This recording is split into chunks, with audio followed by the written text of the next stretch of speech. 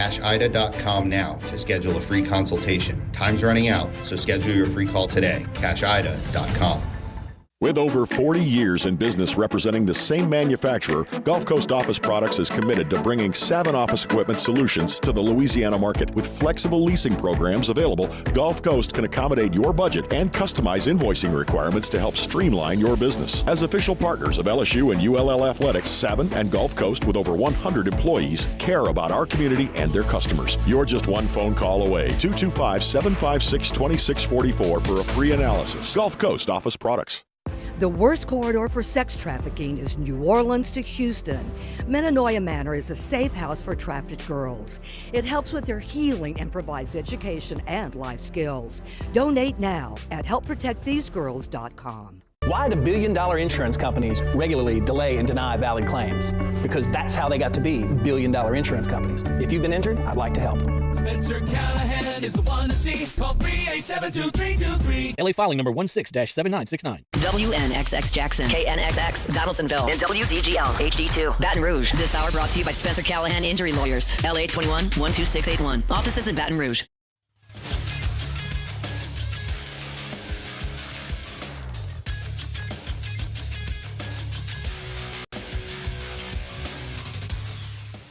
Good morning. It's 7 a.m. here on Tuesday, October 29th. Today in Baton Rouge, you can expect mostly sunny skies with a high of 88. In hour one of today's show, we'll talk about the latest surrounding the New Orleans Saints.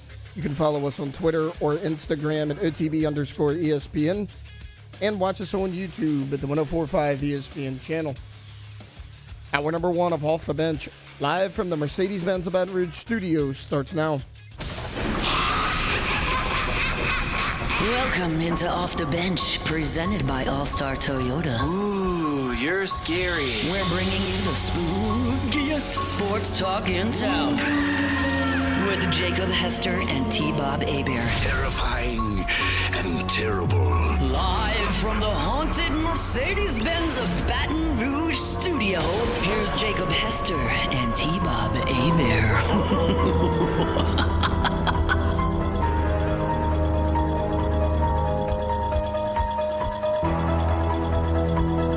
What's going on, y'all? Welcome in to a brand new edition of OTB. Hope you're all having an excellent day this morning, October 29, 2024. Halloween is nearly upon us, guys. It is Tuesday. We got a great show planned for you today. I'm halfway out the door, as I will be leaving here immediately and hitting the road for Orlando and Disney. I've got my Jungle Cruise Tommy Bahama on.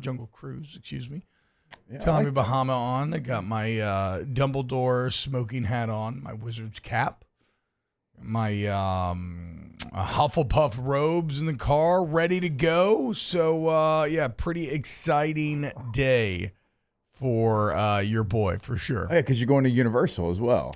Yes, we are going to drive, it's 10 hours with 3 kids under 6. We're probably looking at about 12 when it's all said and done, and spend the night at some random hotel outside Universal. Do that tomorrow, and then during the day, and then roll over to Magic Kingdom at night. Got Tiana lined up for tomorrow, along with I got like 5 rides tomorrow. I'm about to work these kids' ass tomorrow. It's gonna be a long day. They're gonna have fun though. And then we're just gonna be living in it. Yeah, living in it, dude. I can't wait. I'm happy for you. Yeah, I know you've been looking forward to this trip for a long time. Yep, always do. I'm very jealous, not of you going to Disney or Universal, which is great, just that you get some QT time with the fam. Yep, that's the whole fun of it for sure. Yeah, I'm taking a vacation day to go work this weekend. I know that sucks. That sucks. But no, it's gonna be. I'm excited, but I am a little checked out now. So you talk about whatever you want to talk about today. Most excited. Just single ride or event or anything that you're going to be doing on the trip that you're looking forward to the most. There ain't no question about that. Do enlighten. What do I tell y'all all the time?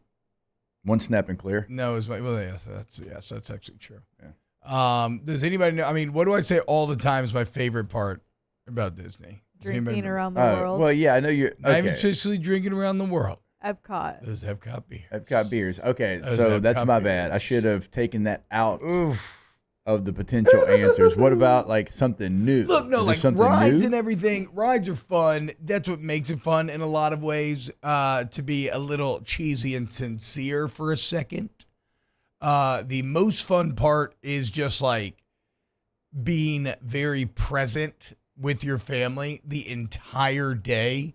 Yeah. Like nonstop, which just never happens nowadays. Right. And so that's my actual favorite part. But ride-wise, I mean, no, I'm obviously very intrigued to see the whole new Tiana setup, right? New Orleans themed, South Louisiana themed, right? Tiana's Bayou Adventure. They sell gumbo at Disney now. I'm going to try it just because I imagine it. You need to give a review. I don't think, yes, I will. I don't think it's going to be good, but I will get my hands on some and review it for the people. So, no, I mean, look, also, my old man was obsessed with, like, Burr Bear, Burr Rabbit, and all them growing up, Song of the South stuff. Yeah. And so we grew up with all, like, the Song of the South stuff everywhere, like, at the lake and everything, because they had all this, like, Burr Bear, like, A-Bear sort of gear. Yeah. Or whatever. And so, you know, I want to see, so I've ridden that ride 1,000,000 times. I want to see what it's like now that it's got Tiana and Lewis and everybody hanging out up in there. So, because it's new, I guess it's probably what I'm looking forward to most. I still maintain that, because I absolutely understand how Song of the South is problematic. And, you know, and also like, even beyond wanting to change it for those reasons, like, yeah, I know this is hard for old people like me to accept, but times change and they're always going to update with whatever the new IP that the kids are into, which bums me out. Like, they're getting rid of Tom Sawyer Island and Adventureland, the most old school part of Disney, for like to put in like a Cars world, which just sounds awful to me. But whatever, I get it. It is what it is. I still maintain, though. I mean, have y'all seen Princess and the Frog? Yeah, absolutely. Actually, no. Right? Okay, well, Never have. Think about every time you all see them old terrible 2-star horror movies you be watching. I know. Can't watch Princess. Guys, I'm not like proud of it. Okay, it took a lot for me to admit that, but you know what? Next time I'm going to bottle it in if I'm going to get bullied. So. But think about the Cajun. Think about the Cajun representation in Princess and the Frog, right? You got Raymond, the mosquito, and he's like missing teeth and everything. That went Arnold real quick. Well, I mean, he kind of, they go a little. It's a little. It's somewhat of an action, right? I got beef with him. He's trying to throw shade at Shreveport in the movie. Oh, you sound like you're from Shreveport. Yeah. But that's the thing. So they have Raymond, who's this he's a nice guy, but he's a character. He's a caricature. He's toothless. He's kind of dumb. They have the Cajun hunters who are out there hunting for frog legs, and they're all toothless and dumb. That's true. And so I maintain that the Cajun canon and like Mike Detillier and others, they need to get a group together and they need to go protest the opening of Princess and the Frog, because it is obviously derogatory towards the Cajun people. Yeah, and those people thought that they knew what a protester was. Wait till they get Mike D and the Cajun Canon together. They won't shut up. They ain't never heard that many words. They won't shut up. They'll just keep protesting forever. Like the rides will shut down. Disney will crumble into nothingness. Walt's body will be unfrozen and stuck into a new Tesla robot, and still Mike D will be the third question into the protest. The interviewer's turned into a skeleton. A nuclear holocaust is everywhere. Brown skies, no vegetation. Yeah. And my dad saying, no, and poking Mike in the chest. Here's the thing. But I don't think they're gonna. That's a great way to lay that out. That's exactly how it would go. Yeah, I'm excited. I'm also excited the Saints are having a players-only meeting, guys. Let's go ahead and get this thing started. It's time to get to work, courtesy of Tiger Labor and Staffing, where they can help take care of screening, training, payroll, and more. Now, for starters. Tiger Labor and Staffing, baby. Provide your local local. Hey, it's okay. I was trying to say it provides reliable local staffing solutions for warehouse, construction, and manufacturing positions. Whether you need help with temporary labor or long-term hire, they've got you covered with skilled, dependable workers. Remember, they're locally owned and operated. Proud to serve the Baton Rouge area with fast, flexible service. So if you're dealing with no calls, no shows, short staffs, give them a call today and let Tiger Labor 7 meet your workforce needs. That's right, Jake. I know things look bad for the Saints right now. 6 losses in a row for the first time, as Taylor pointed out yesterday, since 2005, since the pre-Peyton era. But what do you do when things go bad? You got to figure it out with collaborative meetings. Who doesn't love a good workplace meeting, guys? And so Al Kamara and the Saints players have decided to get together and hash it out. So I think the season's probably saved. Like they were writing about yesterday, 3 teams started 2-6 and made the playoffs. Make it a 4th. Your 2024 New Orleans Saints, Derek Carr gets healthy. Players figure out what's gone wrong. And, this is where it all begins. I mean, you've been a part of an awful team that got hot and made the playoffs, right? Yeah, 4-8. There you go. Did y'all have a players-only meeting? I don't know. Come on now. Don't lie. Maybe there was like a little bit. I mean, it could have been. That was 16 years ago. Yeah. So maybe there was. We also, Denver was 8-4, and they lost 3 games in a row to make them 8-7. We won 3 in a row to go 7-8. Then we played them the last game of the year and beat the hell out of the Denver Broncos that day. I don't know that that's going to be the same scenario. I don't know. See, the thing was, like, we were playing really well. We were losing, 1-score games. We were losing by 3. It felt like every single week. All that means is the Saints got more room to improve. Sure. Yeah. Yeah. Yeah. Uh-huh. Nowhere to go but up. Yeah, we also had, a franchise quarterback that could lead us back, but sure. Don't give up. Yeah, I'm sorry. So the and best I think part, Atlanta and Tampa are not going to be, collapsing. One of the parts that I thought was kind of funny is in the piece in the Advocate, it says, Kamara also added that he wanted to hear from leaders such as Cam Jordan and Demario Davis on what they think has gone wrong. Kamara said he has his own theories, but he realized others might have a different opinion. Funny on multiple levels. First off, how much of this do you think is them just going to sit there and be like, look, the coaches suck, but we got to overcome? Or is this a meeting where they more put it on themselves? No, there'll be some coach talk. That's why it's players only. There'll be some, hey, this is what the situation is, but we can't allow that to affect us. We're still pros. We got to make money. You got to say keep a job. You got to keep a job. They'll talk about their jobs, and they'll point out some guys that need to step it up, and hopefully they won't be too sensitive in that. But that's why you have players only. You're like, hey, despite Dennis Allen, let's go out there and let's do A, B, and C. Now, I would have liked, if you're going to do this, and it's not my favorite thing in the world because you're in the NFL, you should do these things already. But you should have had this after Kansas City. That's when this takes place, okay? You lost a close one to Philadelphia. You lost a close one to Atlanta. Yeah. You actually had some moments against Kansas City. That game was always going to be incredibly difficult, almost impossible. On the road, prime time, you were injured to hell, all of that, okay? That's when you have that. Because after then, you've lost 51-27, 33-10, 26-8.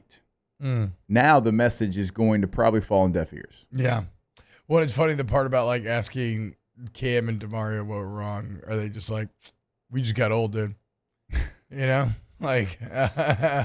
Old father time. We just got old. I don't know. He's undefeated. I got some theories about what y'all whippersnappers should be doing better, but I really hope they say whippersnappers. Might be it for us. And I'm sorry. That's I have never in covering the Saints for 10 years on the radio, I have never made a joke at the expense of Cam Jordan or Demario Davis. So allow me this one, and do not run with it and think it of me as being not, huge fans of those guys, or very thankful for how they put it on for this franchise and for this team for years and years and years. Because I freaking love Cam Jordan and Demario Davis. It's just that, unfortunately, yes, it does seem. Not seem. It's pretty objective at this point that, age comes for us all. Oh, for sure. And look, certainly Demario Davis, and he did play better this week than he had in the weeks leading into it. That's somebody that's still playing every snap. Yeah. Right? And so, you're wondering, okay, man, gosh, he was so good. It's like, yeah, but it does. It happens. One day, it happens where the things that you've always done at an elite level, you can no longer do at an elite level. You can still be an NFL player. You can still be there, but it's just not going to be the same. And I've seen it happen to the Hall of Famers. I've seen it happen to Hall of Famers, right? So it happens to everybody. And Cam, at this point, he's playing like a third of the plays. He played 19 of the 66 plays. Yeah, which is, during the vast majority of Cam's career, he actually had the highest usage rate of any defensive end in the league, where he'd play because he was a 3-down guy. Yeah, he'd play 98% of the plays, something that nobody at that position group does. So it is what it is, man. Players only meeting though. I'd like to call players only meeting to talk about Taylor, but there's no other subjects allowed to be talked about. So you can't let any criticism against me. We're only going to try to talk about how Taylor can start being better. Do y'all agree? Yep. All right, cool. After the show, let's get together and make this happen. All right, coming up next here on OTB, keep it locked on Off the Bench. Off the bench. You like that? That's not for teeth. Okay. CentralPlumbing.org, 925-8552, 925-8552. For 50 years. 50 years. Is that Hey Arnold's grandpa? Or no, that was some Rugrats. 15 miles. You talking about? You want to go to CentralPlumbing.org. 925-8552 is the number for take advantage of 50 years of plumbing experience. Licensed, bonded, and insured employed. Flat rate pricing. Excellent warranty coverage once the work is done. CentralPlumbing.org. Your one-stop plumbing shop. CentralPlumbing.org. Go to the website today, see what they can do for you in the remodel game. That's at your home or your business. If you're looking to upgrade, they've got you covered no matter what you're looking to get done. Also, if you want to upgrade by going tankless, go tankless today. Never run out of hot water again. Go to the website for more information, centralplumbing.org.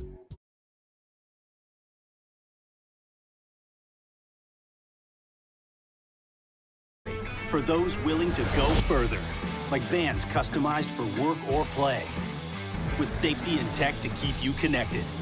Supported by a 5-star sales, service, and finance team. And backed by the 1-star you know. So go the extra mile. It's never crowded because so few have what it takes to go there. Mercedes-Benz Vans.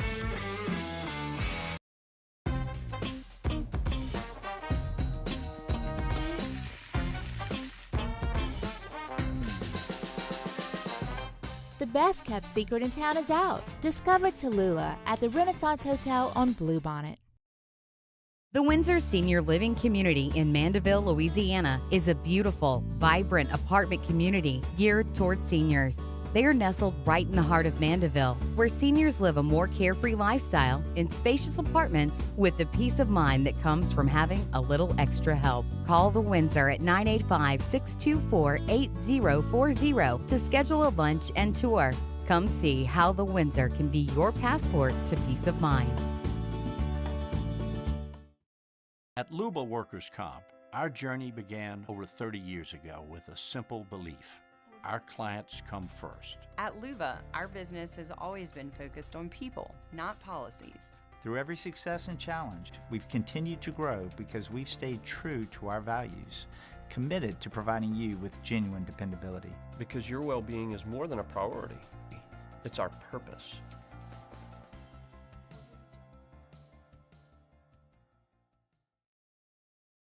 Jerry and Benny Payne began Central Plumbing Company out of their driveway in Tanglewood subdivision. 50 years later and 4 generations down the road, we continue to serve Baton Rouge and the surrounding areas for all of their plumbing needs. Residential, commercial, industrial, or hospitality, Central Plumbing is here 24/7, 365. We want to thank our customers, family, and friends for 50 years of success. And looking forward to 50 more. Dylan Cruz here to tell you about Six Rings Baseball and Softball Camp. If you live on the North Shore and play ball, go to Six Rings Camps with former LSU assistant coach Dan Canaveri. His knowledge is second to none, and your child will improve and have fun doing it. Camps were held at Coquille Park and Six Rings Academy in Covington with 4 sessions over the summer. Full day and morning only sessions are available from ages 7 to 13. Go to sixringsbaseball.com or call 985-206-9096. Learn the game to love the game. Bayou Chrysler Dodge Jeep Ram can get you in a new 2024 Ram 1500 truck for only $32,898. $32,898 for a new Ram 1500 truck. All new Bayou.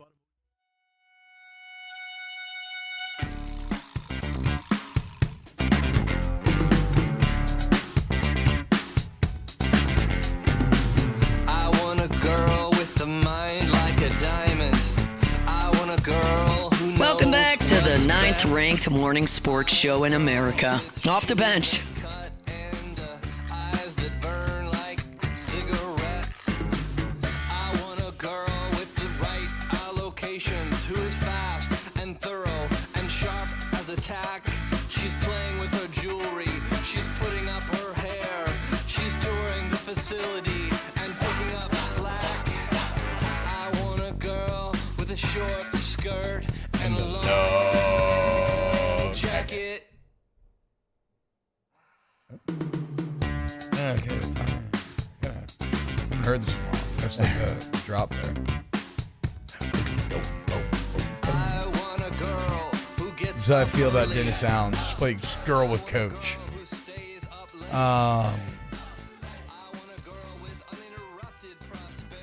Shout out Cake. Who doesn't love cake? What I don't love was LSU's inability to run the ball last week. Wasn't great, Bob. It was not. It was not. One of the big differences in the game. I put it right up there with Marcel Reed entering the game because I agree. It affected you, obviously, obvious statement, running the football, but also in pass protection. Yeah. What you could do in the passing game because you became one-dimensional, what it did to free up and unlock really good edge rushers, really good interior rushers. Like it was a domino effect. The root of all evil when it came to the offense was the inability to stay on schedule. Mm-hmm. Everything extends out of that single fact. Why can't you stay on schedule? Because you can't run the ball. Okay. So that is something that would have to be chief among the goals for this week to get better. Now you look, A&M 4th in the conference in rush defense. Pretty damn good this year. Alabama 14th. It has been a weakness for them, Jake. But with how you feel right now about this, actually, I don't want to go too far into an Alabama preview quite yet because we can have this. I was just going to say, like, with how you feel right now, how confident are you that you can run the ball against Alabama? I don't want to do that angle yet. During this bye week, in terms of what you can do better to get the running game more, and everybody feel free to get involved. What do we think? How do you seek to accomplish that? All right, so let's kind of look at what they did in the run game. They ran outside zone 4 times, inside zone 10 times. I think that's too many for who they are. Yeah. 1 power, 2 counters, 1 draw, 2 quarterback sneaks, and 2 that were undefined, but I think they were man schemes. For me, just the schematics of it, inside zone can't be it. You're not good at it. It's not your best run. No. I loved some of the stretch zone stuff they did against Arkansas. What happened to the kind of horn boss, or I don't know if it was technically horn boss, but that toss sweep that they were busting out the first couple of weeks? You hadn't seen that, certainly. I know. And that was a play that I liked. Formationally, it was interesting. You would think with Caden Durham's emergence, it's like, okay, you want to get him speed and space? Like, it would seem to make you have receivers to block well. You got Trey Green blocking DBs. Like, that would seem like it would make all the sense in the world to bring something like that back out. Yes, that. Again, this stretch zone that I'm talking about, it allows the running back, you stretch the defense. You get them going east and west and not north and south. You don't do well when D-lines are going north and south against you. So when you go east and west, it allows the running back to make you right because he's stretching it until he sees the gap where he can then put his foot in the ground and go north and south. But at that point, you're not running into the teeth of the defense. Yeah. You have stretched them out where there's going to be different holes compared to if you're just lining up and running it because everything is trying to pursue you right now. And if a guy doesn't take the exact right angle, there's going to be a crease there. Like that was something that was good, really good actually against Arkansas, and you didn't see it. Yeah, it's interesting why. I don't exactly know how you arrived there. I mean, maybe maybe like as a play caller, you just like you don't even realize till after the game. And you look up and you're like, oh man, I just like kept going back to this while kind of ignoring this other situation. There's a lot of talk about Joe Sloan as a play caller. I think a lot of it's hyperbolic, personally. It's not to say that it's perfect. Certainly there are things that could be better and should be better, but you've seen improvement this year. But like my deal is you're still like a top 5 offense in the country. Can your OC suck if you're a top 5 offense in the country? I don't think that passes muster to me. Not to say it's perfect. There are things that you would absolutely want to improve, but like I don't think that personnel changes are the answer. If anything, my greatest concern, like I was thinking, Jake, like long-term future where this LSU team is, I think they have achieved a remarkable coaching staff right now. And the thing that would be most frustrating would be in this offseason if you lost like a Cortez Hankton.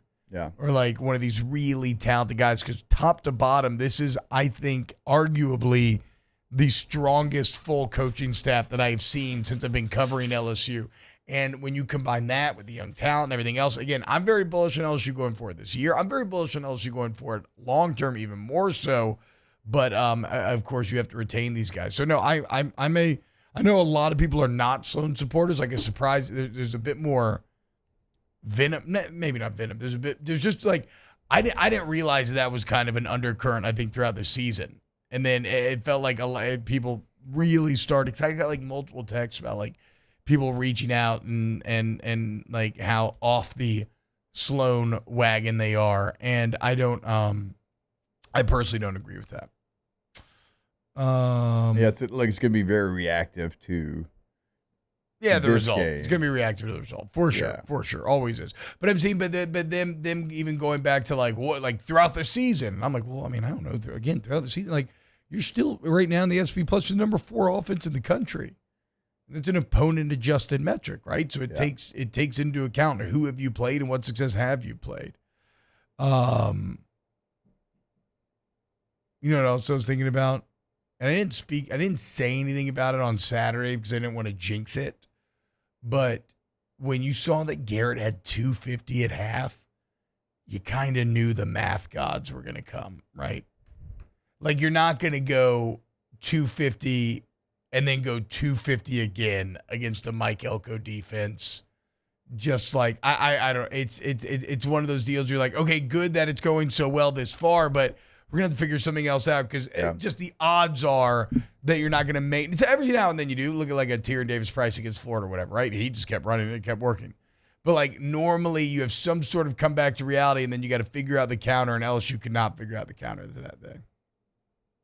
Yeah, and, you know, their counter would have been to run the football effectively. And yeah, exactly. That's what it could have been. That's what it should have been. Yeah, I mean – You couldn't get it done. And when you become one-dimensional in an SEC top 15 matchup on the road against their strength, which, it was their front seven, and their front seven could take one thing completely off the board. And then in 10 of your runs inside zone, you had one defender that could add himself into the count because he knows your quarterback wasn't going to pull it. Just crazy. Like, think how many times you saw last year the running back press it and was still able to cut it backside because that guy who had Jaden Daniels was terrified. Now, that's not a slight at Nuss, and Nuss is not Jaden Daniels. Would never be confused for him. But that is a matter of fact when you're watching the tape that edge defender right now isn't even playing the read option. He's just playing straight inside zone handoff. No, you're just allowing an unblocked man off the edge to crash. It's insane. But earlier in the year, they had Mason Taylor in the flats. They had a lot of built-in, like, pull and throw instead of pull and run options. You could still pull and run. I feel like I didn't see as much of that in this game. I'm going to have to look up. I have to look that up. Fon says, I'm not off the slowing bandwagon, but the rhythm of the play calling this last game felt like the same pattern. Throw, run, throw. It did get a little patternistic at times, which, again, though, like Jake's talking about, goes back to the root of all evil, which is a distrust of the running game on first down. And then trying to be like, well, okay, but now that it's 2nd and 10, we got to try to get something, and you weren't getting something. Chris Landry, T-Bob is a lineman. Could you give perspective why teams really can't run block very well? I continue to maintain that I think you're okay. Like, I think you're okay run blocking enough to where against teams that don't have a stellar interior, you're still going to run the ball fine. But yeah, like, you're not good run blockers when you go up against a line what like A&M was bringing to bear. And the only thing I can posit still is that these are cats that grew up pass blocking from Little League to camp to everything else, and even being here, especially at LSU, where they are better, they are elite pass protectors, which is a much harder part of the game. And it's just different generationally from my age where, like, you never pass block growing up, not even in high school. Barely. Like, I remember, like, repping, like, kick steps and stuff, but never actually using them in a game. Pass blocking was just firing off and then, like, staying on them. And so I don't know. Is it a generational thing? But then again, I know Brad Davis knows how to teach run blocking. So I guess I don't have an answer that I find to be like, this is clearly what it is. All I have are theories. And my main theory is that they've kind of come up in the pass game and they're trying to learn how to run block better. But I don't know, because other teams do it. So I don't know. Just as far as like technique goes, it seems like they don't maybe fire off as much, like low and as hard and a bit more over their toes. But even sometimes, like, that was kind of a problem. This last game, sometimes you get too over their toes, they're getting swum and put on the ground. So it's a delicate balance. I don't know, man. But I think they were getting better. Like, previous to the A&M game, I did feel like they were getting better. So again, if you don't have a great interior line, it should get a little better, but or it should feel better later on. And also, like, the thing about this offensive line, and I mentioned it on the broadcast when I was giving the starting lineups, your first 5 are good. There was not a lot behind that as far as experience or depth right now that you felt like was ready to play. Struggled when he had to come in for Dellinger. So as soon as that happened, it went even worse than it had been going before. And then, DJ Chester, who has been good this year, I would say. But we talked about it last week, right? A lot of maybe his mistakes are being helped out because he has very good guards around him. So then when you bring in Abanga, it's a bit of a double impact where you're not just losing Dellinger, but then Chester's a bit more exposed as well. Somebody says, T-Bob, why does Chester take such a large drop step on pass blocking? I think Chester's a great pass blocker, actually. I mean, not to say that he didn't lose some this last game, but like that's where he too is strong. It's his run blocking grade that throughout the season, I don't know about this last game, but throughout the season, I know he basically was always grading out like in the green for pass blocking and like in the orange for run blocking, which you could probably say is this entire LSU offensive line. All right. I was trying to see if I could pull up. While you do that, I'll tell the people about Goodwood Men's Sexual Wellness, yourgoodwood.com, yourgoodwood.com. Feeling flaccid? You don't have to. Okay? Not with Goodwood. We don't have to settle for a mediocre sex life anymore, guys. It goes beyond that, but like honestly, if we're just talking about ED, what are we doing? Don't be embarrassed. It is what it is, man. Father time, like we just talked about, it is what it is.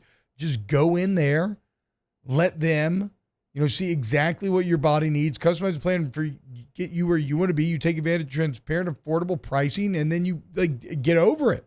And you feel good and confident again. There is no excuse, literally no excuse. Maybe you got low T, maybe you're just feeling old, like whatever it is. At Goodwood Men's Sexual Wellness, we are going to get you back to feeling like your best self, guys, and we are going to reach our full potential. Look at that man standing on the beach with his arms open. That's a man who has been reborn thanks to Goodwood. Go to yourgoodwood.com. So DJ Chester, let's just go from week 5. Let's get a sample size last 4 weeks. Pass blocking 83.5, 63.8, 73.8, 60.2. Run blocking 58.2, 59.8, 50.7, 51.8, 52. Yeah, so he's a good pass blocker. Why are you running inside zone then, though? I mean, why is that your majority run when they have Shamar Stewart, when they have Shamar Turner, they have that Hicks guy who's like 6'5", 300. That's your weakest interior run blocker. That is a bit interesting. All right, give us one more grade, and then we'll go to break. So here's Miles Frazier, the right guard. Let's go same sample size. Let's go week 5 on pass blocking 85.8, 80.4, 88.1, 77.9. Mm-hmm. Run blocking 50.5, 52.3, 59.1, 50.6. I said on Schooner T, they were asking me if I was worried about DJ Chester, and I said I wasn't because, again, I was trusting this O-line, and I think I ended up being wrong. I think it ended up being an issue this last game. But we looked at Chester's grades, and I said I imagine his grades will reflect actually most of this line in terms of the disparity between pass and run, and there you go. That's almost exactly the same. More off the bench on the other side. Off the bench. Go to oakparkevents.com, OakParc events.com. Fellas just got engaged. Congratulations. Why don't you go to oakparkevents.com, book a free consultation, and you can go check out Oak Lodge. You can check out Park 73, a couple of different locations, which we have multiple different venues and reception halls within each location. And at Oak Park, I've been around for a long time now, guys. We've done thousands of weddings. So we know how to throw an event. It's a turnkey service. We customize the food, the drink, the ambiance to whatever you want. Look, it's not just weddings. Corporate events, luncheons, networking. If you want to do like a monthly networking breakfast, lunch, or whatever, weekly, we got you. If you want to throw a holiday Christmas party, we have a couple of primo dates left over there at Park 73, so take advantage today. Call, go check it out. Festive decor, gorgeous trees, outdoor fireplace with s'mores. OakParkEvents.com. The only thing scary about the deals at Bayou Ford is if you miss out on them, like $15,000 off F-150. Bayou Ford has $15,000 off Ford F-150. All new Bayou Ford vehicles come with a complimentary 7-year powertrain warranty. The crew at Bayou Ford is going to do right by you.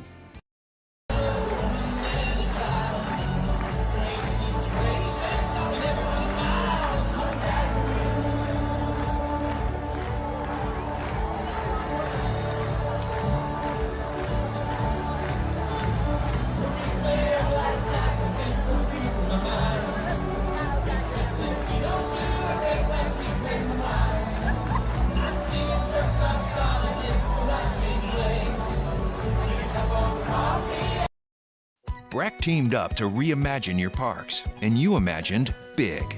With your help, we went to work, creating 12 beautiful community parks across the parish. A family-sized water park, miles and miles of trails, and parks just for your dogs. There are more places to splash, to explore, to run wild, and even soar. You imagined, we delivered. Gold. Breck, your #1 park system in the nation. Electricity is all around us, and our families depend on it. Every day is sparked by the power of a cold drink or a warm meal, a movie night, and a comforting light at the end of a dark hallway. From sunrise to sunset, playtime to bedtime, our team is ready to take care of your electrical needs. Even in the case of an after-hours emergency, the light in your life shines brighter with Mr. Electric. I've been doing business with Luba for 25 years. They're dependable, trustworthy. It's just the attention to detail with our clients. Our folks have years and years of experience. They're highly trained professionals, but many companies have that asset. What I'd like to think makes Luba a bit different is that we use those talents in a way that truly is dedicated to serving the needs of the folks who depend on us. Hey, it's Matt Moscona. For years, you've heard me tell you about Insurance Network of Louisiana, helping you find better coverage for less money. But it's not just for your home and auto. They also offer commercial property. So, retail stores, professional offices like doctors, dentists, attorneys, clothing boutiques. Insurance Network of Louisiana can find you better coverage for less money. They service the entire state of Louisiana, and they're local. So call today at 293-0450 or lainsurance.net.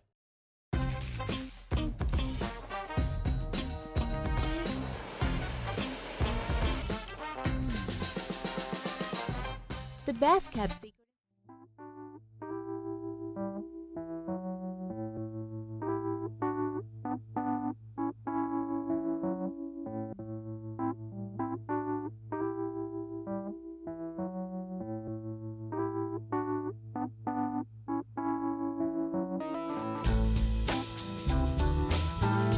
Back to sports talk. Maybe. Off the bench. We're heading, y'all. What are you thinking about A&M this weekend at South Carolina? It's a weird spot, Jake. It's tough. It's how do you handle success in a place that is very difficult to play, in a team that is capable of beating, I don't mind saying it, anybody in the conference. Well, and you're not. I mean, you're not going to be able to hit him with the kind of the Marcel Reed switch up, right? They'll be fully prepared for both guys. Probably more prepared for Reed, obviously, because Wigman, I don't know how you could put him back in. Is that a night game? I think it is. I think it's Williams-Brice at night. Ooh. I mean, I don't. I mean, I kind of want A&M to, continue to look good so that it looks better for LSU. But 6:30. That's a tricky spot. It's a bit of a tricky spot right there. Go ahead. I was gonna say, do we think Mike Elko held on to the old QB switcheroo and saved it for LSU to just like? No. That's what I think is the funniest. That's what I think is the funniest part. No, I think Elko fully believed Wigman was the guy. Yeah. And which I don't see how you could. He had a good game against Mizzou, but Mizzou is not good. Must be practice. Yeah. Because after that Mizzou game, remember, Mike Elko went out there and was like admonishing the public, right? He was like, I can't believe everything you ever said about Connor Wigman. This guy's awesome. He was. Like, you don't see him in practice like He I do also every turned day. into his South Park character during that. Exactly. So press conference. Taylor, shut the hell up right now, dude. Just shut up. Turn your mic off. You're not allowed to talk for the rest of the segment. I got you. I turned it off. No, That's true, though. that's I the forgot that he funniest, like doubled down on Wigman. That's the funniest element in all of this to me. Is I actually believe if you had let Wigman have, not that you let him, but if he had like just slightly more success, that he stays in that game and that you have a much better chance of winning the game. I mean, I was listening to Kelly on Feinbaum, which, come on, coach, you're going a weekly on Feinbaum? What are we, just out here simping for the national guys? Pfft.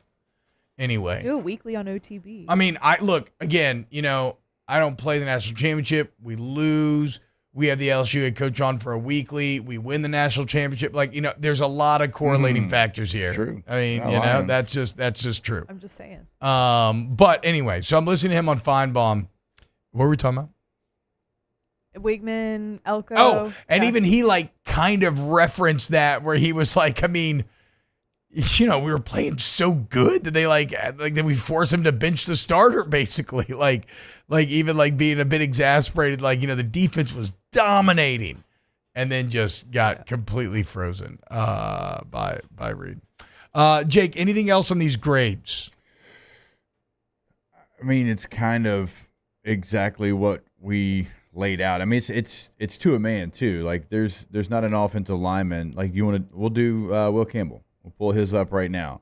All right, we went week 5. Now his is better certainly than the other guys, and that's while Will Campbell's going to be a first round draft choice. Against South Alabama, it was kind of the same. 77 in pass block, 80 in run block. Then against Ole Miss, he was 93 in pass protection. It did go down to 61. So that's kind of aligned in what we're talking about. But then against Arkansas, it was 73 in pass blocking, 80 in run blocking. Oh, wow. And then this game, 58 pass blocking, 48 in the run game. Told you, bro. Squirting. Squirting's thick. He's not like he was thicker than I don't know. I guess I didn't watch him as close as I should have. Okay, here's let's see if we can get, because I think Miles Frazier's might be the most drastic from where it's at in pass protection, to where it's at in the run game. Let's pull up. And he's someone who maybe gets it. This is funny because I'm telling you to get over. I'm telling you to get more for momentum, but he probably gets over. He's like me out there. He's got fallen over a little bit. Emory That's Jones, my specialty. Pass protection, 58, 47.5, 62.4, 67.3. Run blocking, 54.2, 65.5, 52, 61.2. Emory felt like this last game was his worst game to me. Grade-wise, it looks like maybe Ole Miss was, but, this is pretty aligned. Yeah, this is right there, kind of the same line. What would have been a grade out at? Ryan's asking in the chat. I don't know what the grade was, Ryan. It did not look great on film.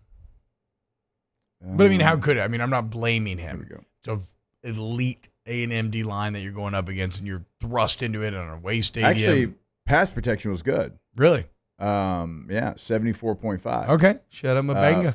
43 in the run game. Yeah.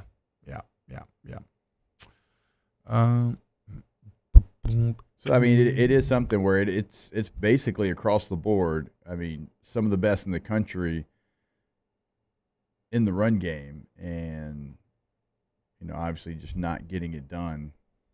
Mr. Big says, can you all explain these grades a little more? Is the rest of the country just bad? Because you've seen a couple of the same guys at the bottom of the list and still protected in the first round. Well, to be fair, they grade very difficult. It's a harsh grading scale. If you're 70s, it's good. 80s is great. Mm-hmm. If you're in the 90s, it's absurd. Yeah. Even 60s is not bad, honestly. So, to give you an example, you very rarely get a 90 or anything close to that. Whit Weeks against Arkansas, that's a 90. Yeah. Everything else, like he said, honestly, offensive line wise, if you're living in 76 and above, it's really you're good. playing really well. All right, let's close out hour 1 of OTB next. Off the bench.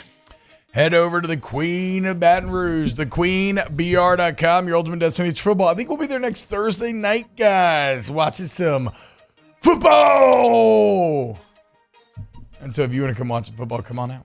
DraftKings Sportsbook, wall-to-wall televisions. The 1770 restaurant and lounge right there, bar right there.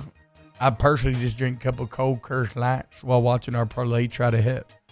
And we have hit a couple times, green in, green out. That's right, cash in the pocket. It feels so good. Cash on your ash. You know what I'm saying? Just right there in the back pocket. Got Shaq's Big Chicken, 3-Walk Noodle House. Renovated top to bottom. Capital Coffee. Go to the Queen of Baton Rouge today. It is your ultimate football destination, and T's right. We'll have another primetime game coming up there next week. We encourage you to join us. You'll have a lot of fun. You'll enjoy the setup. It is a superb setup. The only place to watch a primetime NFL game, thequeenbr.com. When you can't rely on technology, you can rely on Mountain Cold Refreshment. Dave's back on. Coors Light. Choose chill. Bayou Chrysler Dodge Jeep Ram can get you in a new 2024 Ram 1500 truck for only $32,898. $32,898 for a new Ram 1500 truck. All new Bayou Automotive vehicles come with a complimentary 7-year powertrain warranty. The crew at Bayou Automotive is going to do right by you. Gulf Coast Office Products is a nationally recognized Savin office equipment dealer based right here in Louisiana. Over 100 employees strong, Gulf Coast has the boots on the ground to support all vertical markets from education, engineering, legal, and finance. With the latest in office technology from desktop to production segment units, Gulf Coast and Savin have the perfect fit for you. Call 225-756-2644. That's 756-2644 for Gulf Coast Office Products.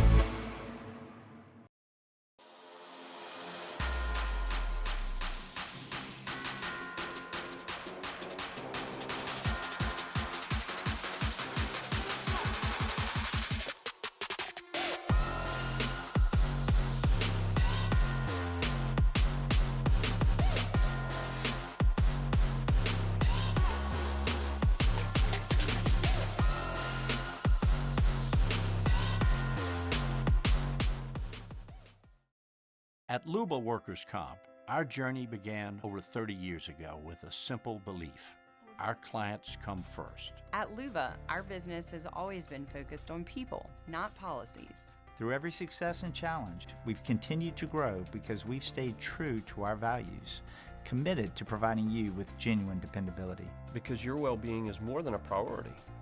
It's our purpose.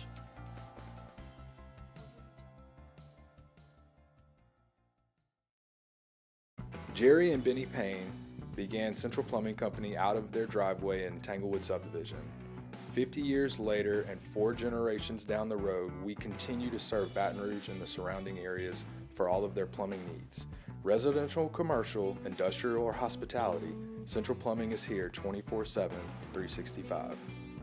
We want to thank our customers, family, and friends for 50 years of success. And looking forward to 50 more.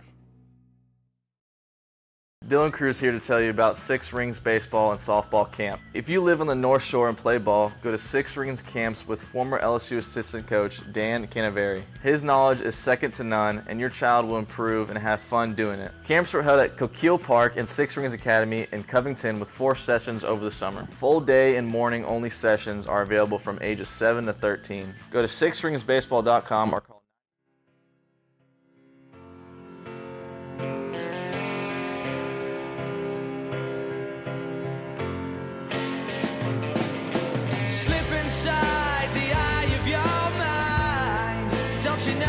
Welcome in to the best morning sports-ish show around. Off the Bench with Hester and T-Bob.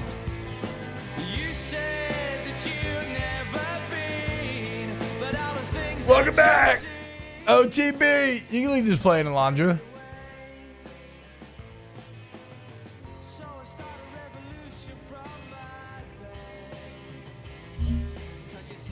Why are we talking about eating booty in the chat? It's not even 8 a.m., guys. You need to pump the brakes. Not time to. Also, Alondra, you said earlier that no one ever asks you how you're doing, or like I'm mean when your teams lose or something. No, not that you just love when I'm unhappy because my sports teams are losing. That is 100% true. Well, but it's not about you. It's about the team. Your sports teams are ones that I've been at odds with my whole life.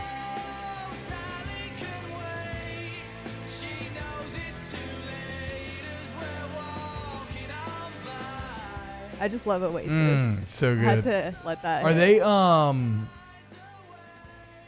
So when is that comeback? I don't know when it is, but somebody heard us talking about it. I don't know when it was, and they messaged me. It's not just 2 nights. It's like a little tour that they're doing. But surely not in the U.S. No, they're all European dates. Yeah. 10 dates on the calendar, but I don't know when it is. I'm assuming next year. I mean, that's a lot of dates. I normally max out around 3. Yeah. I'm just kidding. I'm talking about like dates, the food. Very good food. Y'all ever eat dates? Yeah, bacon wrapped ones. Bacon wrapped dates are great. Yeah. Do you have a little? I like to. You get a date, Split that thing down the middle, kind of open her up a little bit. You put a little Mario almond butter down the middle, and then maybe a chocolate chip. Ooh, like a little couple chocolate chips on the peanut butter. Ooh, my God. You want to talk about good? Tasty, tasty little snack that can be kind of healthy. You know, the almond butter, the dates, not bad. They did announce U.S. dates, says Mac Lindsay. Let me see. No, but Alondra, it's not about you. It's all the teams that you cheer for, I hate.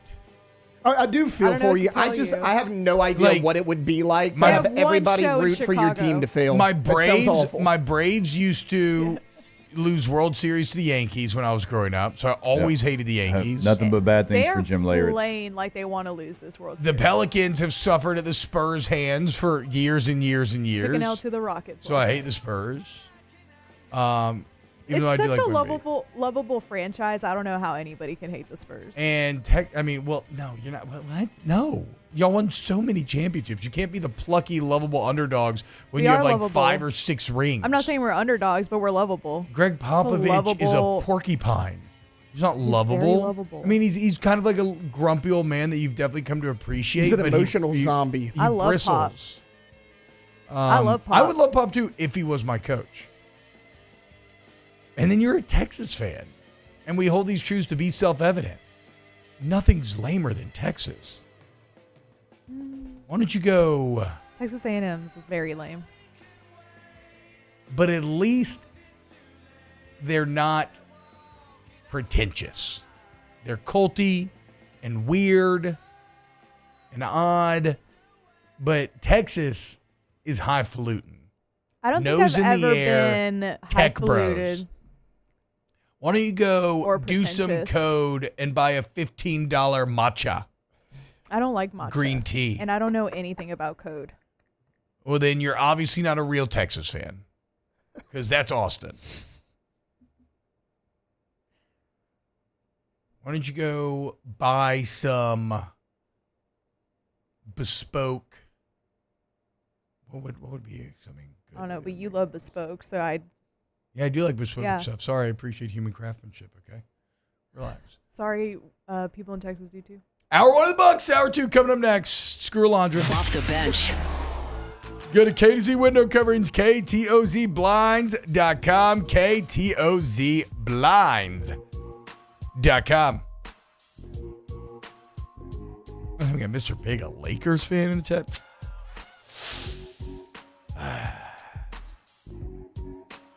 That's disappointing. But you'll never just be disappointed when you work with KTC. Because the level of expertise, the amount of information they give you, the fact that, look, the installation's complimentary. You're going to save money. Take that. It can help out your home in so many different ways. Take the glare of your TV. You want to be grilling, chilling outside, get those drop-down exterior shading. Let them come out to your home, starter home, home your dream. Doesn't matter. We do all price points. Let them come out and get your home right. KTC. Yeah, have them come out because they are going to learn your space, know your space. They're going to know better than you do, and that's why we encourage you. Go to the website, find that contact information, top right corner, give them a call, have them come out today. They're going to change your space. KTZBlinds.com. It's no secret. The best oysters in Baton Rouge are at Jolie Pearl Oyster Bar. Enjoy mouth-watering South Louisiana flavor and oysters from all over the country. Don't forget our nightly drink specials.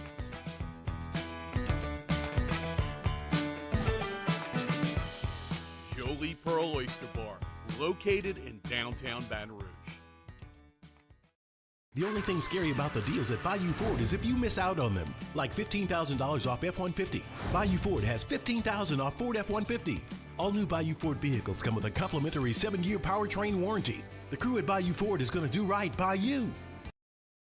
At Atmos Energy, our smart choice solutions help customers save energy and emissions with rebates up to $500 off high-efficiency natural gas appliances, smart thermostats, and weatherization upgrades. Together, we're fueling our energy future.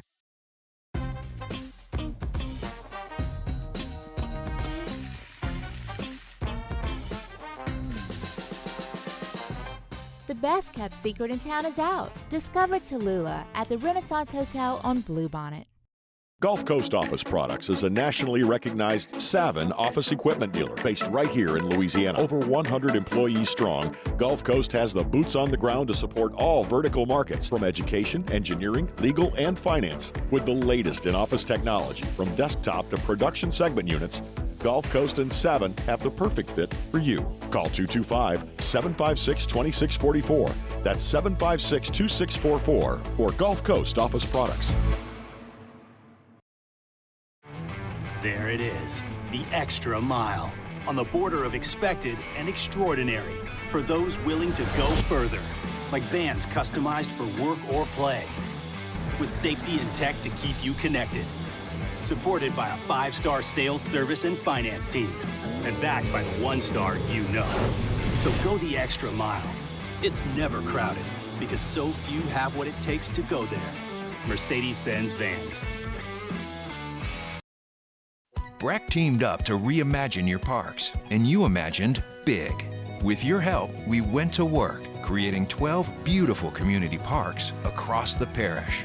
A family-sized water park, miles and miles of trails, and parks just for your dogs. There are more places to splash, to explore, to run wild, and even soar. You imagined, we delivered. Gold. Breck, your #1 park system in the nation. Electricity is all around us, and our families depend on it. Every day is sparked by the power of a cold drink or a warm meal, a movie night, and a comforting light at the end of a dark hallway. From sunrise to sunset, playtime to bedtime, our team is ready to take care of your electrical needs, even in the case of an after-hours.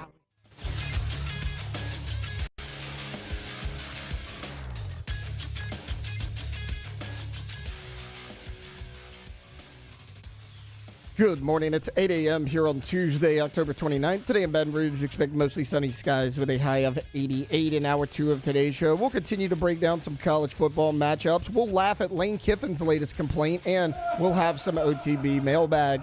You can follow us on Twitter or Instagram at OTB_ESPN and watch us on YouTube at the 104.5 ESPN channel. Hour number 2 of Off the Bench, live from the Mercedes-Benz of Baton Rouge studios, starts now. Welcome into Off the Bench, presented by All-Star Toyota. Come in, if you dare. We're bringing you the spookiest sports talk in town. With Jacob Hester and T-Bob Hebert. Aren't you scared? Live from the haunted Mercedes-Benz of Baton Rouge studio, here's Jacob Hester and T-Bob Hebert. God. I love John Sunday's fit on Get Up right now. Jeff Saturday's brother? Oh, my bad. Yeah, I meant Jeff Saturday. What's going on, y'all? Welcome back. I don't really like the fit. I just wanted to get off that John Sunday joke, Alondra. There's no point looking at the TV. Welcome back. Hour 2 of OTB. Taylor, what's the spookiest thing that's happened to you over the last couple days? You ever get a or movies?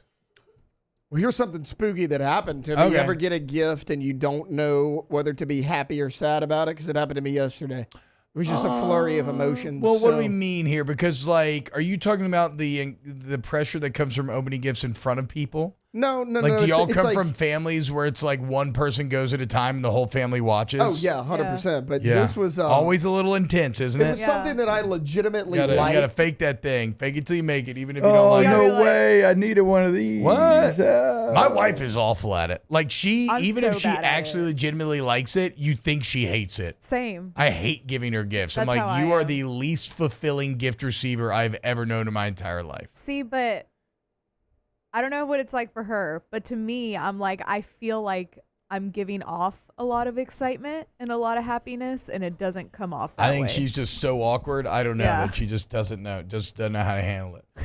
Say, girl, that booty one's so fat, we'd be divorced right now because I did not like how you got. I put a lot of thought in that present. You didn't. Yeah, I don't think you liked it at all. So my mom and sister went to Dallas over the weekend. I have no idea why. And she comes back. She goes, "Hey, I bought you a Dallas Cowboy T-shirt." I was like, "Okay, cool." She goes, "Come over and get it." So after work yesterday, I drive to my parents' house, go to pick it up. It's a giant Super Bowl ring. Okay, and it has 5.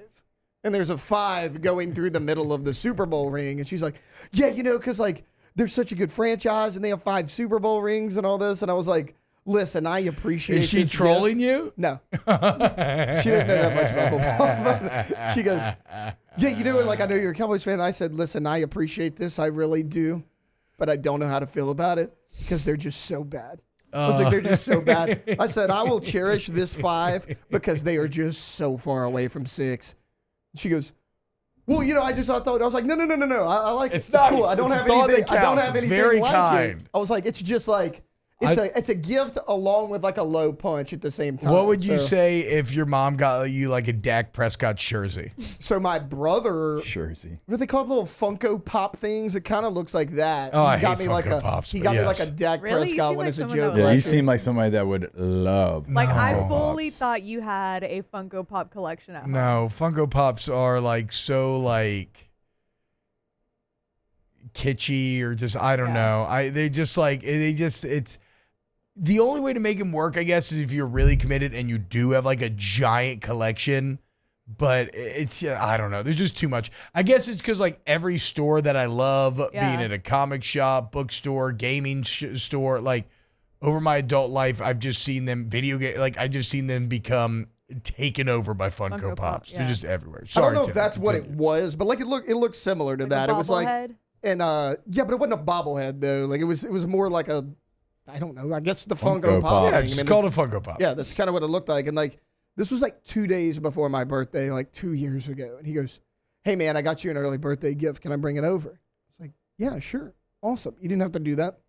And then he brings it over, and that I was like, it's my birthday, and you intentionally gave me something that you know Dak I will Prescott not like. Funko Pop.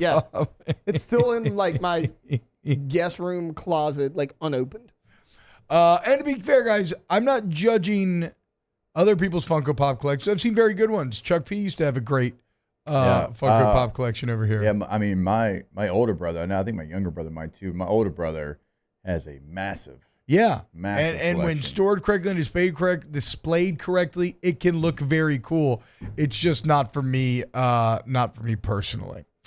Even though I'll be damned if they literally don't have a Funko Pop of everything in the world. Everything. If you are an IP that has ever made money in any sense whatsoever, there is a Funko Pop of it somewhere out there. I just want to say though, like Taylor tells us a lot of stories about his brother. I feel like his brother just lives to terrorize him. Yeah, he bought you, not only is this like a single Funko Pop kind of a mad present, but then he literally got you a Dak Prescott one. Well, I love your brother. He's Did he, 6 like, years roll your younger than house? me. But he did that on purpose, right? Yeah, he was trying to he's- troll you. Yeah, so he's 6 years younger than me. He's 8 years younger than my sister. So like me and my sister are only 2 years apart.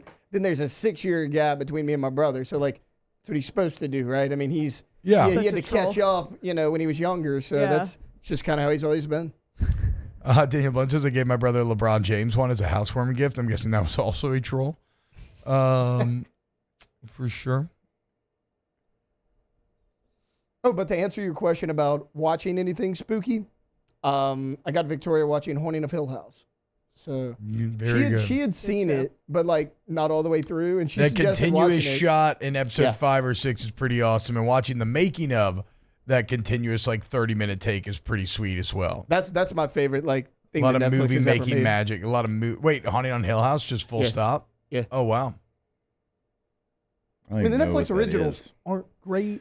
But They had a stretch there, Jake, where they were doing a really cool original horror for like once a year. There was Haunting on Hill House, something Manor. Is there Fear Street? So the Haunting Midnight Mass. So the Haunting of Bly Manor was the follow-up to Haunting of Hill House. And then was there Midnight Mass? Midnight Mass, the Midnight Club. I didn't see Midnight Club. I think and then last year they did the Fall of the House of Usher.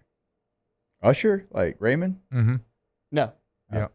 It was all about him living with Diddy as a 13-year-old. I know. It was, yeah. That comes out this year. Okay. Have they? Did they do one this year? No, he has not done one this year.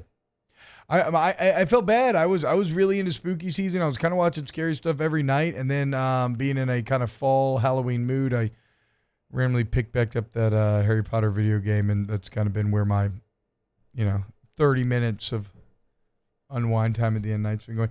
Even though this is crazy. My little brother's best friend growing up, Julian Horton, J12, played wide receiver at Arkansas. I mean, for all intents and purposes, my little brother, right? Like Biffle. If you go on Netflix right now and you go to the Netflix top 10 in the USA and you see, is it Beauty and Black? Maybe Black Beauty, the new Tyler Perry show. He's the main character on the show that is number 1 on the Netflix top 10 right now. Oh, wow. Beauty and Black. It is so freaking surreal. It is insane. I knew he'd been filming it. He didn't tell us much. I knew he'd been filming it. It was going well.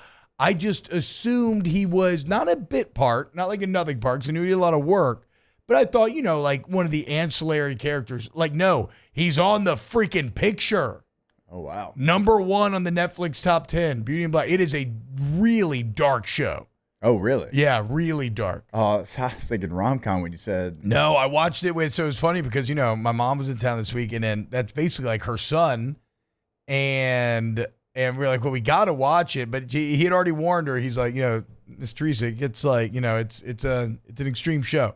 Yeah. And sure enough, we're watching him like clap cheeks, be really abusive, like do drugs. And she was like, okay, she watched one episode. It was like, all right, that's enough. I can't, it's because she's not like, she can't handle that stuff.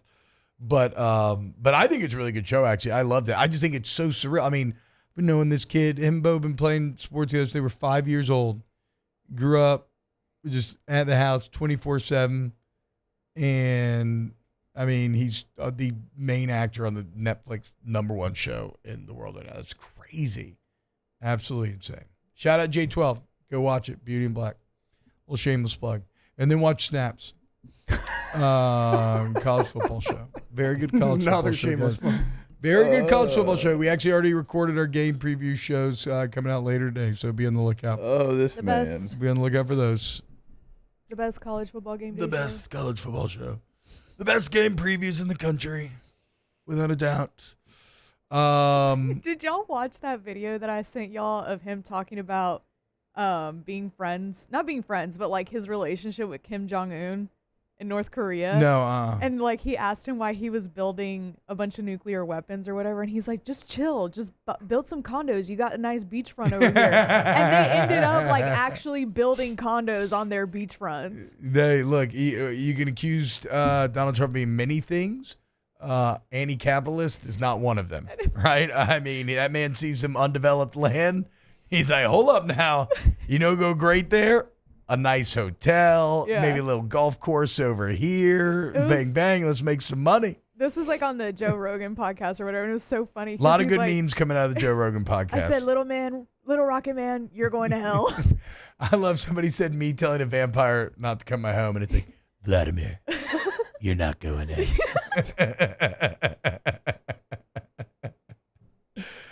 And listen to Off Campus on Sirius XM 84, guys, of course. Even when it's Dari Noka and EJ Manuel and You're such an afterthought, Jake. That's fine. Not Jake, like I did last Friday. Today should be interesting. Why? Jimbo. Oh, Jimbo, that's right. Ask him You're about. gonna ask him about Elko? We have to. He can say, I don't want to talk about it. Like, I'm not gonna, whatever.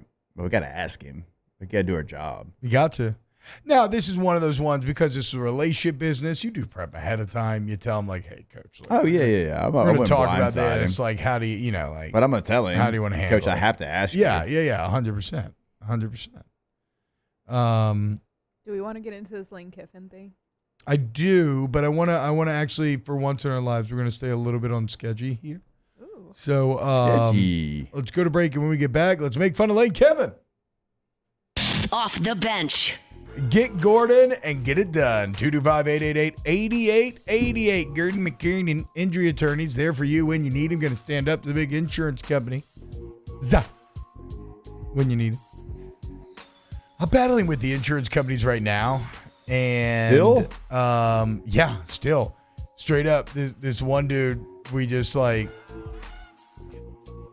he was such a bastard that he just tried to close our case, and we were like, no. And so now we're just doing it all over again. The point is, Gordon can fight for you in these battles and get you what you deserve. You go fill out a free consult on getgordon.com. You can see the cases that they handle. You can see results from past customers. And as always, follow them on social media at Get Gordon. Learn how to protect yourself. Get Gordon. Go to the website, like T-Bob said. You can ask a question right there on the site, get that answered. You can check out what they can do for you. You can also always pick up the phone in Louisiana, put your area code, followed by 888-8888. Get Gordon and get it done. There it is, the extra mile, on the border of expected and extraordinary, for those willing to go further, like vans customized for work or play, with safety and tech to keep you connected, supported by a 5-star sales, service, and finance team, and backed by the 1-star you know. So go the extra mile. It's never crowded, because so few have what it takes to go there. Mercedes-Benz Vans.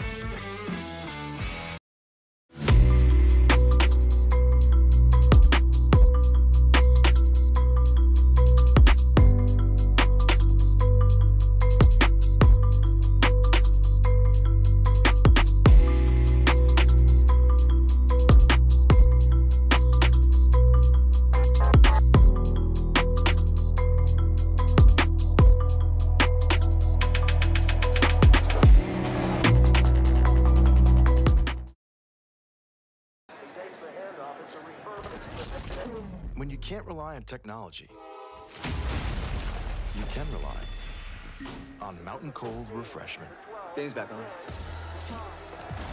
Coors Light. Choose chill.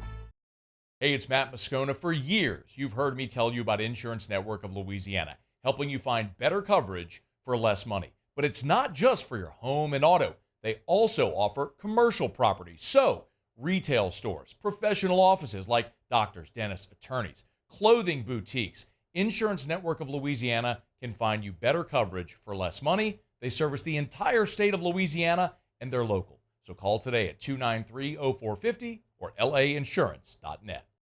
At Luba Workers' Comp, our journey began over 30 years ago with a simple belief: our clients come first. At Luba, our business has always been focused on people, not policies. Through every success and challenge, we've continued to grow because we've stayed true to our values, committed to providing you with genuine dependability. Because your well-being is more than a priority.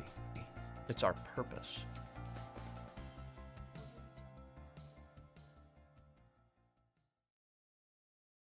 Jerry and Benny Payne began Central Plumbing Company out of their driveway in Tanglewood subdivision. 50 years later and 4 generations down the road, we continue to serve Baton Rouge and the surrounding areas for all of their plumbing needs. Residential, commercial, industrial, or hospitality, Central Plumbing is here 24/7, 365. We want to thank our customers, family, and friends for 50 years of success.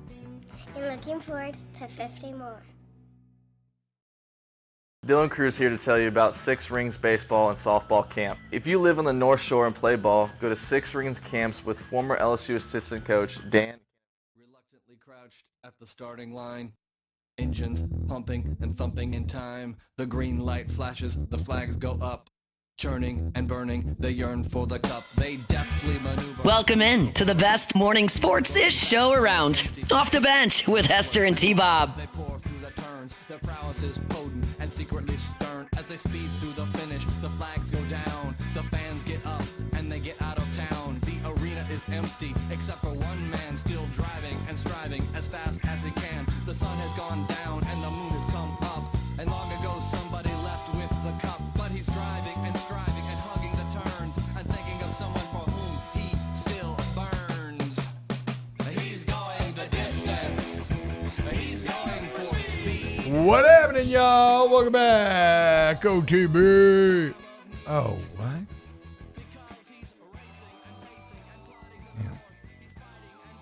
Yeah. Let's, okay, I have not heard this sound yet. This is Lane Kiffin complaining. Let me hear it, and then let me make fun of Lane Kiffin. And they just announced November 9th kickoffs, 2:30 for y'all against Georgia. So you got 2 morning, 2 afternoon kicks left. From your perspective or coaching perspective, is there any advantage at all to playing day to tonight kickoffs? Yeah, I mean, I think that's proven over time in NFL and college.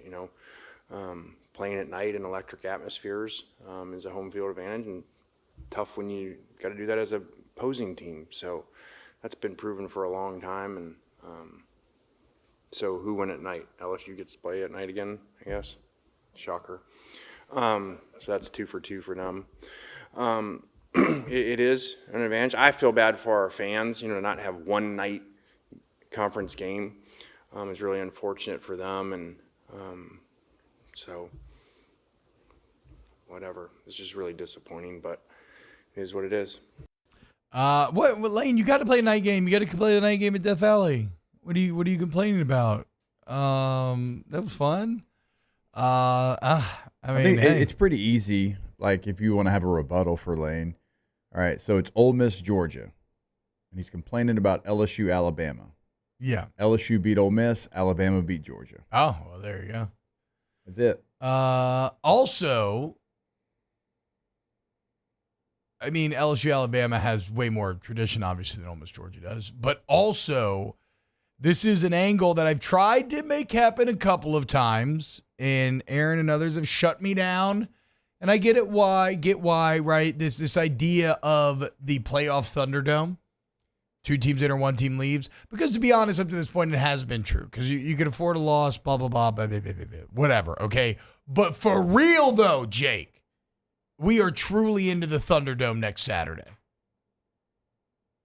Whoever loses that game is actually out. Oh, for sure. That's what I'm saying. No, like we're finally at the mathematical breaking point. Yeah. Both teams have 2 losses. The winner will still have a very good chance of getting in, and the loser will be completely out. You want to hear my favorite scenario? Let's say Oregon loses somewhere. Maybe to Michigan this weekend. Probably not. No. But you'll be there. I'll be there. You'll Hopefully. be freezing. You're a great little, so let's say Oregon loses somewhere. Georgia's the number 1 team in the country, but LSU wins out, and LSU has the tiebreaker over Georgia to get in because you do head-to-head and then you do common opponent. And Alabama beat Georgia, and in this scenario, LSU would beat Alabama. So you could have the number 1 team in the country if like A&M were to win out and LSU were to win out. You'd have the number 1 team in the country, potentially the Georgia Bulldogs, not get to go to the SC Championship. That would be wonderful. But that does also reinforce how much actually LSU still has to play for. So you can't sit here and pout, feel bad for yourself, because everything's on the line in 2 weeks against Alabama. The playoff Thunderdome. Let's go. Let's go. Oh my God, would Kirby be unbearable? It'd be so good. But the thing is, you can't really even be that mad at that situation because that's just an objective mathematical. It's not like you're being chosen to get in. Right. And sorry, you've been playing in the SEC East, Curbs. It's a little easier over there.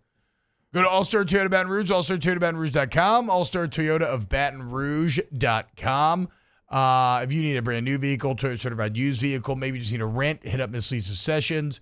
As always, guys, if you need a body shop or service center, they're open to all makes and models. Okay, they got free professional estimates, excellent lines of communication, and they got great deals going on right now in the 24s, the 25s. You want like a big old Tundra? Maybe join me in the MVG. Go get yourself a Sienna. It's all there right there of an Airline in Goodwood, very convenient located, All-Star Toyota of Baton Rouge. Let's do a little OTB mailbag. Special delivery! I have this special delivery for off the bench. And look, it is marked most urgent. We'll be writing to you. The internet. What the is the internet?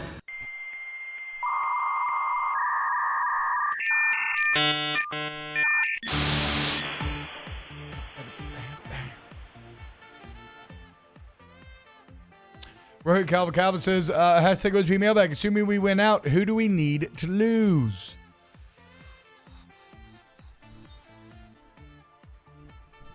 No. So, well, if you win out and A&M were to lose to Texas, I believe it would be, what is on my foot? It's the color of my heels. Never mind. That would be Texas and A&M that would go, Jay? see. They'd each have one loss. I don't know the tiebreaker between Texas would have lost to and Georgia, though. You would have lost to A&M. So, Georgia. Oh, my God. I have no idea. I'm sorry. I have no idea. I can't worry about that yet. If you went out. Actually, here's the more interesting question to me, Jake. As a 10-2 team, would it be better to make the SEC championship or not? What do you do? Because this will almost, I feel like this will almost inevitably happen. You know what I'm about to say. Yeah. Go ahead. I mean, I'm thinking if you're 10-2, it's like you kind of guarantee your spot in the playoff. But if you go to SEC championship game, you lose that and you get your third loss, you're probably out of it. Well, that's what I'm saying. But is that fair? Would the committee agree with that? I mean, it's not in absolutes, like the committee. We know how much they value the SEC. So maybe you wouldn't. But to your point, you're almost 95% in if you're 10-2 in the SEC. Do you want a chance at third? But you get an automatic bid if you win. Yeah, for sure. Well, you get get a all bye. that, Yeah. But I mean, yeah, that's going to be something that there'll be a team that loses a conference championship game this year that doesn't get into the playoffs. Yeah. And so it's not, again, I don't think it'll be LSU, but we'll see. Just looking at it right now, it looks like maybe have A&M lose to South Carolina, that gives them a conference loss. A&M beat Texas, that gives them their second loss.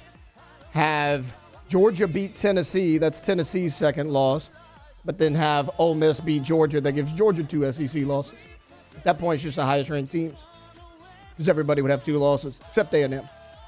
You're just trying to make the most madness possible. Yeah.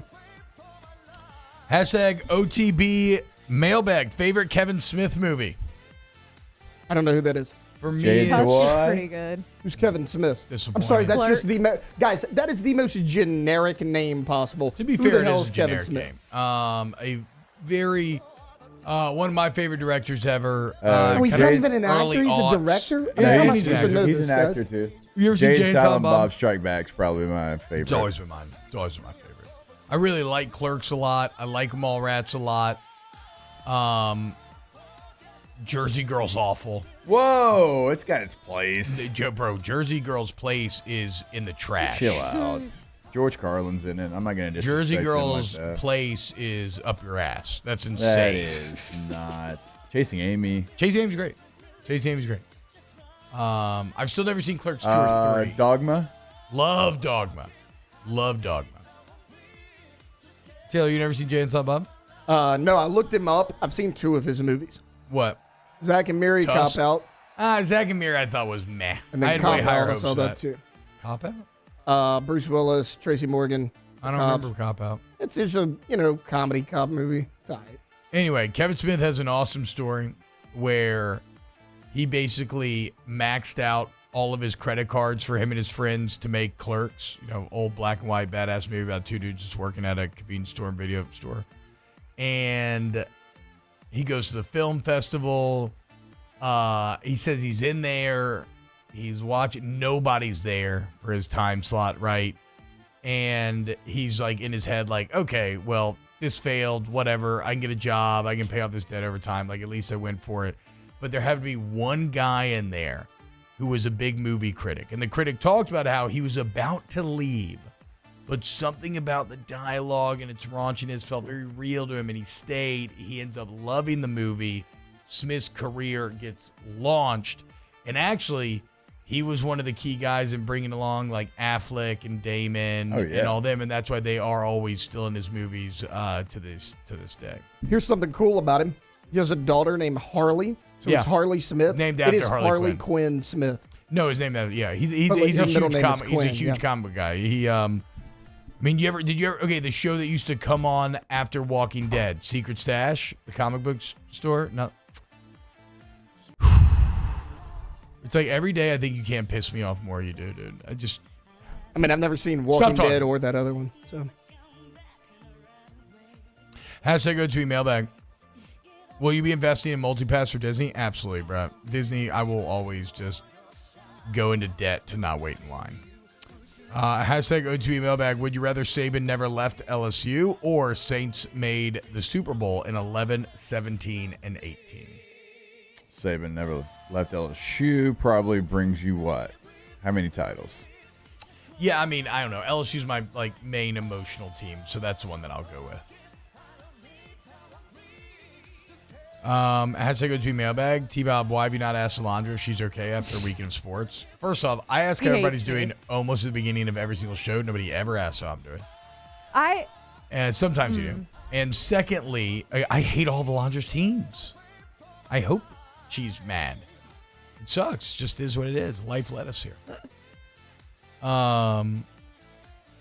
Okay, Brandon. I see you. That's funny, but I can't read that.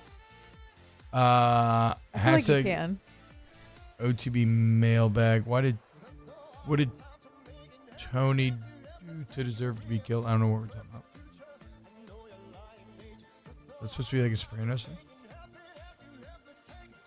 Hashtag OTB mailbag. For the first time since 2006, neither Bama nor LSU ranked in the top 10 for the game. That's interesting. Is this a new Or trend? were we in 6? We must have been right on the edge. Yeah, I guess so. Must have been like 11. Hashtag OTB mailbag. Hester, what was your pregame routine? On the bus, I would listen to Audio Slave, Shadow of the Sun with Brett Helms. We'd share a little, AirPod, One bud whatever. each, yeah. A little earbud, yeah. Walk down the hill, see my family, get in there. Wasn't a big let's go out early guy. Would just hang out in the locker room. And then a little Elvis, If I Can Dream, before I went out. One final little calm moment before it got real. That's pretty much it my entire time. A little Elvis pregame. Yeah. Let's go. I had to calm down before we got geeked back up. Hashtag OTB mailbag. Top 3 stand-up of all time. Like comedians or I don't shows? know. Eddie Murphy Rawls I up don't there know. for Maybe me. I don't know. Either one. However you want to answer it. Cat Williams is up there for me. I mean, if we're going top 3, like, it's Richard Pryor, Eddie Murphy, Dave Chappelle. Bernie Mac's right up there, too. It's hard to beat that top 3. Bernie Mac's up Hard there. to beat. So that's 4. I gave you 4. I but think I'm Carrot Top, that ventriloquist guy, and Hot Pocket. What's his name? Who? I don't know what you're Hot talking Pocket. I have no idea. Oh, Jim Gaffigan. I'm Jim Gaffigan. No, I'm You just know he's kidding. coming to LaBerge? The Queen? Smoothie King Center. For me, Cat Williams is up there for sure. George Lopez. I actually find him. On George Lopez. Why are you laughing? What's that? I actually find him hilarious, but like his old stand-ups, I don't really like his new stuff. If you have Dave Mexican Chappelle. Mexican Dave heritage, Chappelle. do you have to like George Lopez? Does it speak to you on a deeper level? I don't know, but like I find some of the jokes very relatable and very funny. Yeah. Oh, Red Fox is a good answer from Nacho Man. Oh yeah, Red Fox is good too. I mean, for me, I don't really actually know any stand-up. I never casually watch I stand-up. love stand-up comedy. I would say one of the favorite things I've ever watched, not technically stand-up, is Inside by Bo Burnham, when he made that whole movie of just himself during the pandemic. It's really, really good. Yeah. I would say check it out. Honorable mention, Richard Pryor. No, he's an honorable mention for me. He is the Yeah. mention. I remember my dad watching Andrew Dice Clay. Oh, he's funny too. It's just and very, the very nursery rhymes. raunchy. Very Yeah. raunchy. Richard Pryor. What about his brother, Dick Post?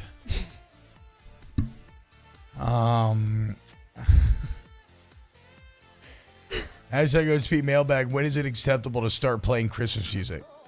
Whenever you want. The day after Thanksgiving. I would say like the week of Thanksgiving. It's actually funny because that's how I lost my last job. Playing Christmas music? No, Dick Post. Hashtag OTB mailbag. Who do we like for interim coach? Who are we talking about? Get out of here. Coach O's always the answer. Hunt Duh. with the most Hunt comment in the Bayou Ford YouTube chat. He said no Seinfeld mention is criminal. Like come on. I've been to a live Seinfeld stand-up and it was fun. It's a good time, but like it's very I agree. That is very Hunt. It is. It is very edgeless. Still very funny. It's hard to be funny that way. That's true. And he is funny that way, but still, it's not like my favorite. You know who has a really clean act and they're funny? Sinbad. Sinbad is funny. Nate Bargatze. Nate Bargatze, yeah. He seems very funny. He's hilarious. I still have no idea Doesn't why they cuss got him not to once. be on game day for LSU last year. He's from Alabama. No, He's he's a a Vandy Vandy, grad yeah. though, and he was kind of joking about it. He had the good SNL bit the other day, where they were talking about like forming a new country, and they were kind of pointing out all the weird stuff like we do, like it's whatever. We could maybe play part of it. I'm not gonna screw it up here. Hashtag OTB mailbag. Can LSU's fan base survive a loss to Vandy? No. No. What would it take for Jake to switch hats with T-Bob for the rest of hour 2? You want to switch hats? No. I don't have legs. It's 27 minutes. Yeah, it's only 27 minutes. LSU went 104 straight wins when leading by 10 at halftime until Saturday. Is that true? Ugh. Oh, that hurts even worse. There's also the other stat like Kelly was like 17-1 or something when leading at halftime here. Oh, disgusting. There was another one where like they were down going into the fourth quarter and they came back like all 4 games or something like that. Has to go to me. Tell us a behind-the-scenes story from LSU that we don't know about. Statute limitations is passed. I'm not having anything like that I feel like is fun, but also that I could say. I used to troll some of the coaches that would get in the steam room after practice. I'd just go in there without a towel, butt naked, and sit like 6 inches away from them. Brick Haley back. Gosh darn it, T-Bob, what the hell is wrong with you? What's up, coach? What are you talking about? Sure is hot in here.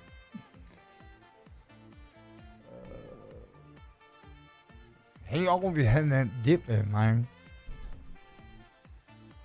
I need to watch.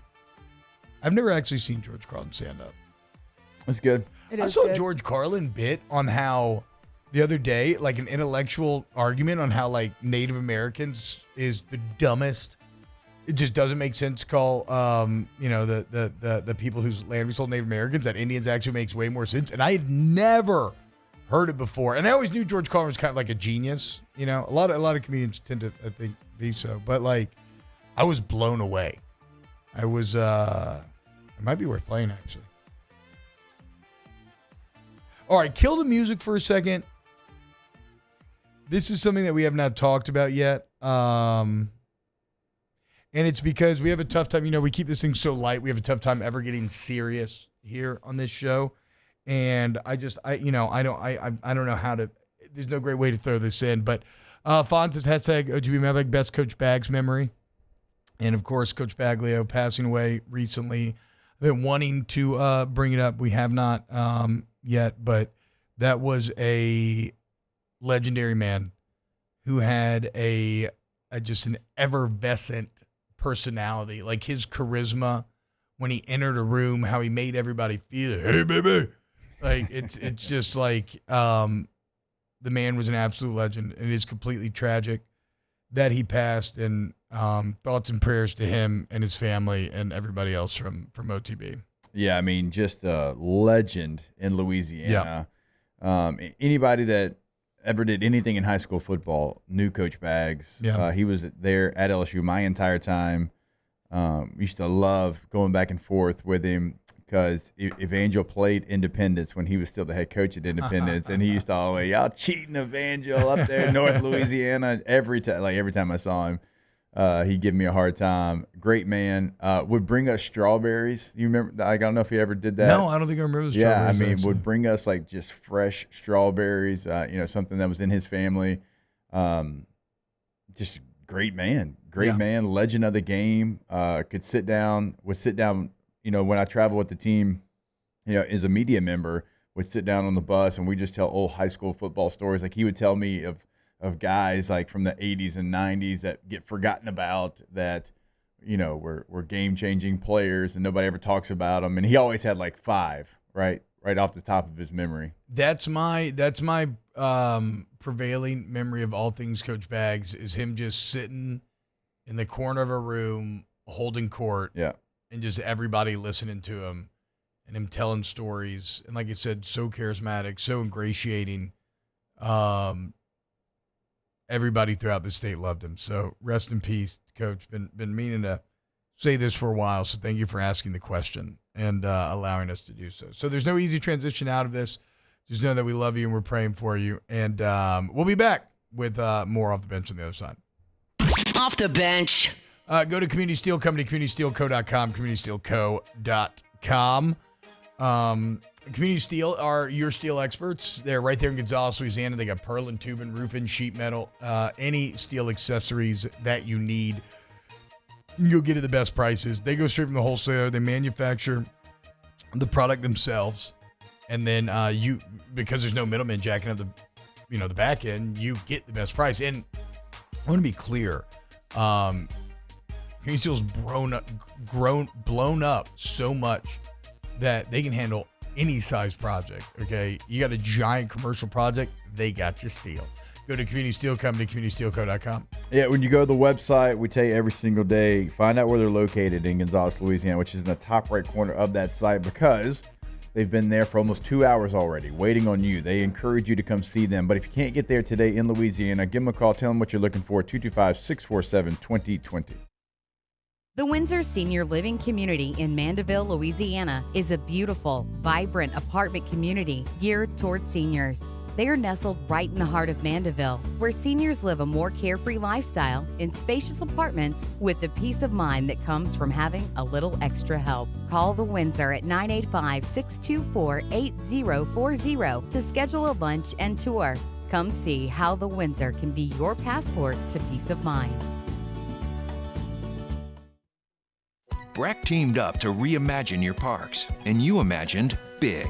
With your help, we went to work, creating 12 beautiful community parks across the parish. A family-sized water park, miles and miles of trails, and parks just for your dogs. There are more places to splash, to explore, to run wild, and even soar. You imagined, we delivered. Gold. BRAC, your #1 park system in the nation. Electricity is all around us, and our families depend on it. Every day is sparked by the power of a cold drink or a warm meal, a movie night, and a comforting light at the end of a dark hallway. From sunrise to sunset, playtime to bedtime, our team is ready to take care of your electrical needs, even in the case of an after-hours emergency. The light in your life shines brighter with Mr. Electric. I've been doing business with Luba for 25 years. They're dependable, trustworthy. It's just the attention to detail with our clients. Our folks have years and years of experience. They're highly trained professionals, but many companies have that asset. What I'd like to think makes Luba a bit different is that we use those talents in a way that truly is dedicated to serving the needs of the folks who depend on us. Hey, it's Matt Moscona. For years, you've heard me tell you about Insurance Network of Louisiana, helping you find better coverage for less money. But it's not just for your home and auto. They also offer commercial property. So, retail stores, professional offices like doctors, dentists, attorneys, clothing boutiques. Insurance Network of Louisiana can find you better coverage for less money. They service the entire state of Louisiana, and they're local. So call today at 293-0450 or lainsurance.net. Jerry and Benny Payne began Central Plumbing Company out of their driveway in Tanglewood subdivision.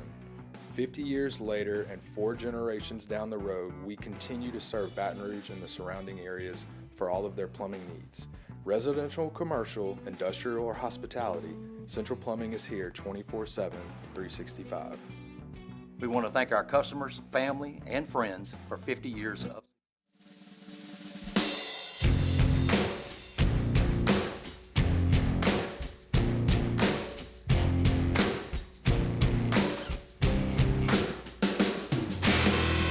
Welcome back to the 9th-ranked morning sports show in America, Off the Bench. My fashion sense is a little whack. are just as screwy as me. I didn't go to boarding schools. Preppy girls. What happening, y'all? Welcome back to OTB.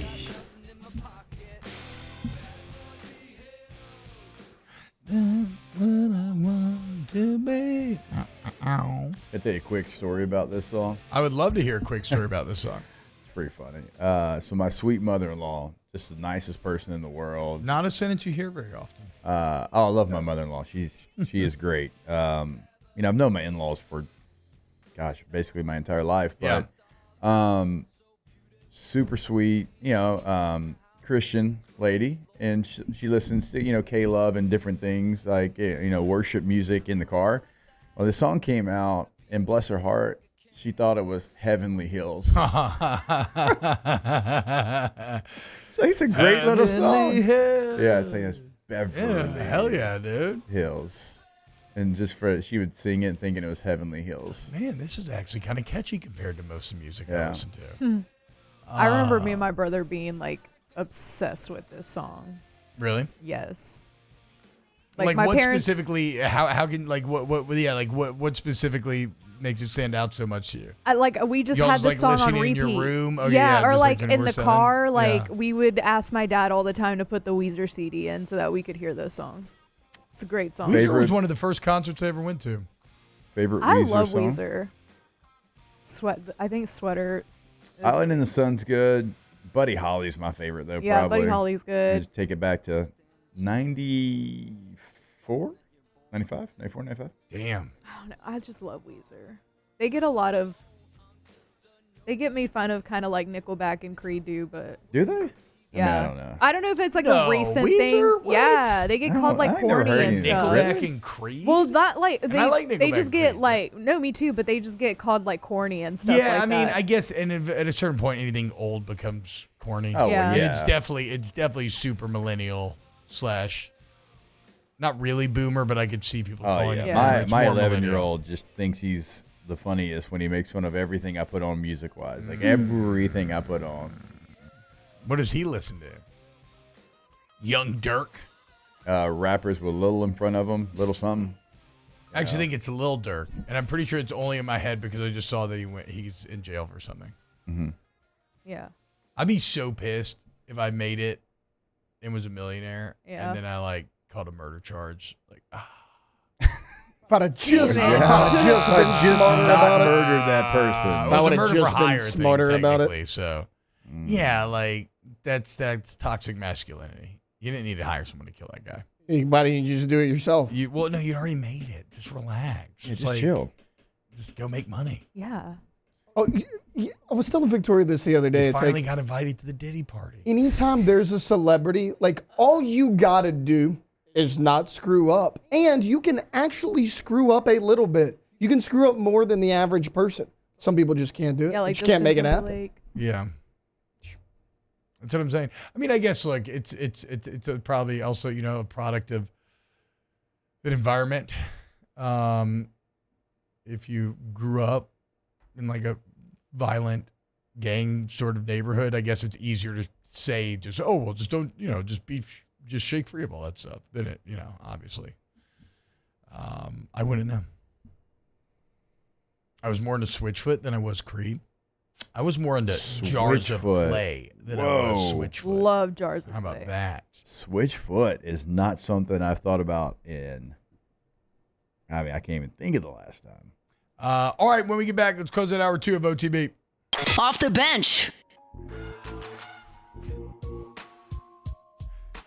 Want you to head over to Trash Rangers. Go to trashrangers.com, trashrangers.com, and make the switch today. All your trash pickup needs right there under, I was going to say one roof, but I guess, you're not really going to, whatever. Look, you want One awning? hassle-free trash. Yeah. Or in one spot.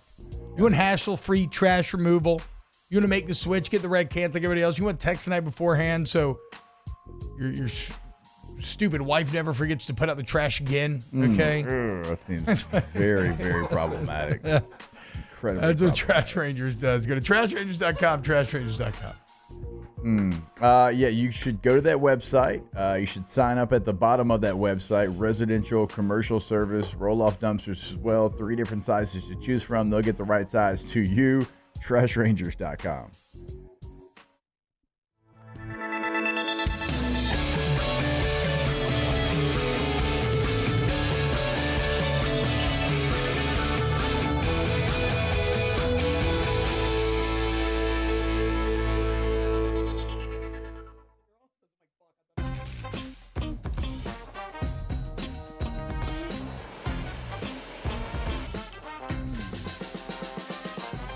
The best kept secret in town is out. Discover Tallulah at the Renaissance Hotel on Bluebonnet.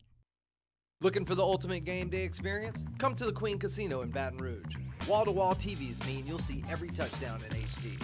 Place your bets and feel the thrill of every play with our DraftKings Sportsbook. The Queen Casino, where every moment is a win.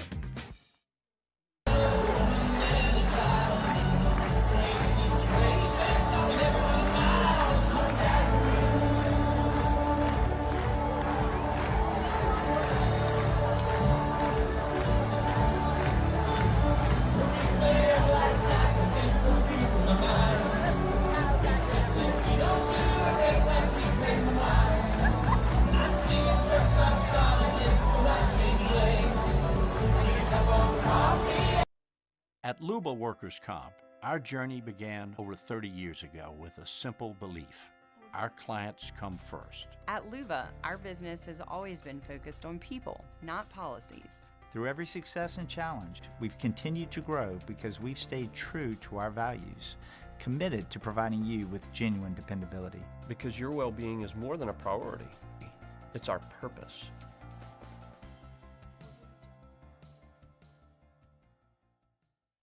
Gulf Coast Office Products is a nationally recognized Savin office equipment dealer based right here in Louisiana. Over 100 employees strong, Gulf Coast has the boots on the ground to support all vertical markets from education, engineering, legal, and finance. With the latest in office technology from desktop to production segment units, Gulf Coast and Savin have the perfect fit for you. Call 225-756-2644.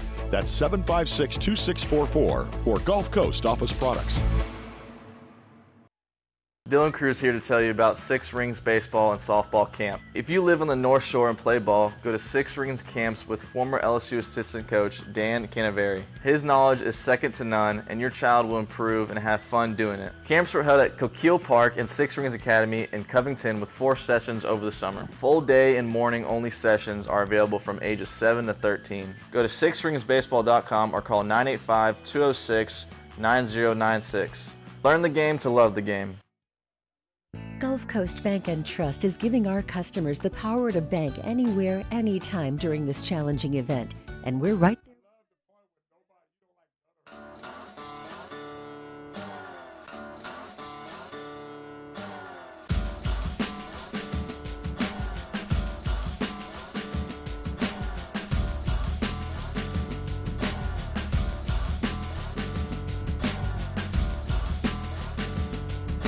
Welcome back to the 9th-ranked morning sports show in America. Off the bench.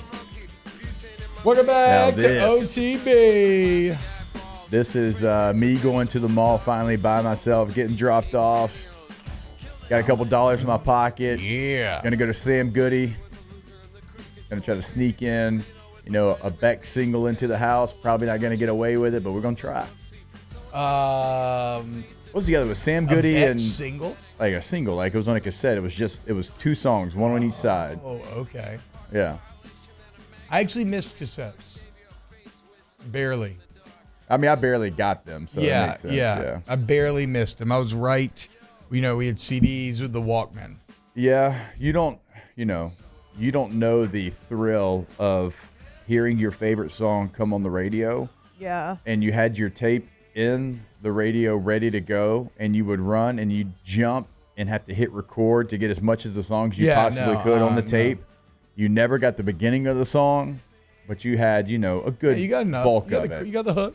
Yeah. And As it long was as you always got the a hook, thrill. you're Like you'd rolling. hear it and you would run, you'd jump over the bed and hit record. That was me, but with ringtones. Ringtone. Like when you wanted to record the ringtone to make it or record the song to make it your ringtone. Yeah. Was it Someone gave me a bump? cassette the other day. You remember when the Bump app came out? You could bump a ringtone to the phone next to you. Oh no. That was I like do not. I thought that was like peak technology. They kept trying to make that thing happen, and I never saw it in the wild. I used it like twice and then just kind of got away from it. I mean, when it first came out, I was probably 8th or 9th grade. It was a big deal. I'm trying to think like the first time I had a ringtone that was an actual song. What was your favorite ringtone? I'm trying to think what it was. I know what mine was. I had My Heart Will Go On by yeah, swear to God, for years. For years. No way that's true. So every time my phone rang me, near, far, wherever you are, I believe. I don't know. Katie's usually better at remembering stuff like this for me than I am. So the problem is we didn't you're listening, realize. let me know what my ringtone was. We didn't realize at that age that now I realize now is you end up hating your ringtone. Oh, you hate it. Because anytime somebody's calling you, it means you have like something you have to do, right? Like you think about, you hear that iPhone ring and tell me that you don't just kind of flinch a little bit. Bro, when someone calls me, Somebody calls me, it's real. Yeah. Like if they know me, like if you call me, anybody in this room, I'm answering. Yeah. Because it's like, it's real. I prefer calling nowadays. I do too, but because it's quicker Yeah. and like easier to get your point across. But like when somebody calls me, especially someone from work, I'm like, oh my God. Yeah, I know, yeah, because you know it's probably gonna be Something, something. yeah. Yeah. I don't know, something that you don't want to deal with. Yeah. Taylor, what was your ringtone? I didn't really have one. She I didn't thinks really my use like the tractor's whole sexy. Yeah. No Save doubt. a horse, ride a cowboy. There's no doubt. You Thought had it a was the Kenny peak of Chesney comedic music. Ringtone sometimes. And that's I not, mean, I'm not even hating that's on Kenny not? Chesney. What? Yeah, Save a Horse, Ride a Cowboy. Yeah, It it's is not. good. It is good. Yeah. Hate on the classics, T-Bow. No, I didn't really do the whole, like I downloaded a bunch of ringtones. I never set like one as my ringtone though. I was more of a Tiny and Poor fan myself. Just didn't like Big and Rich, huh? Yeah, no, not really, not too much. Did D-Generation X song? I forgot what the DX song was. I'm trying to remember how it went. Yeah. Oh, that as a ringtone, that's crazy. That is. Triple H. Very It's all about the funny. game. I'm gonna walk into the office one day and just spit water all over Taylor Triple H. I think you style. should. I think you should. Hour 3 of OTB coming up next. Off the bench. Go to Accutemp Baton Rouge, AccuTempBR.com. AccuTempBR.com. Accutemp of Baton Rouge.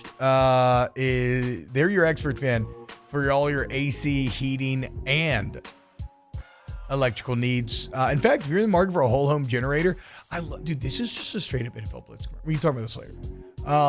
But if you need a whole home generator, okay, they give you a free estimate, know exactly, come out of your home, tell you exactly how everything works. And look, it's not just residential systems. They also service commercial systems as well when it comes to your AC and heating needs. They stay on top of it for you. They help you avoid any catastrophic issues down the road.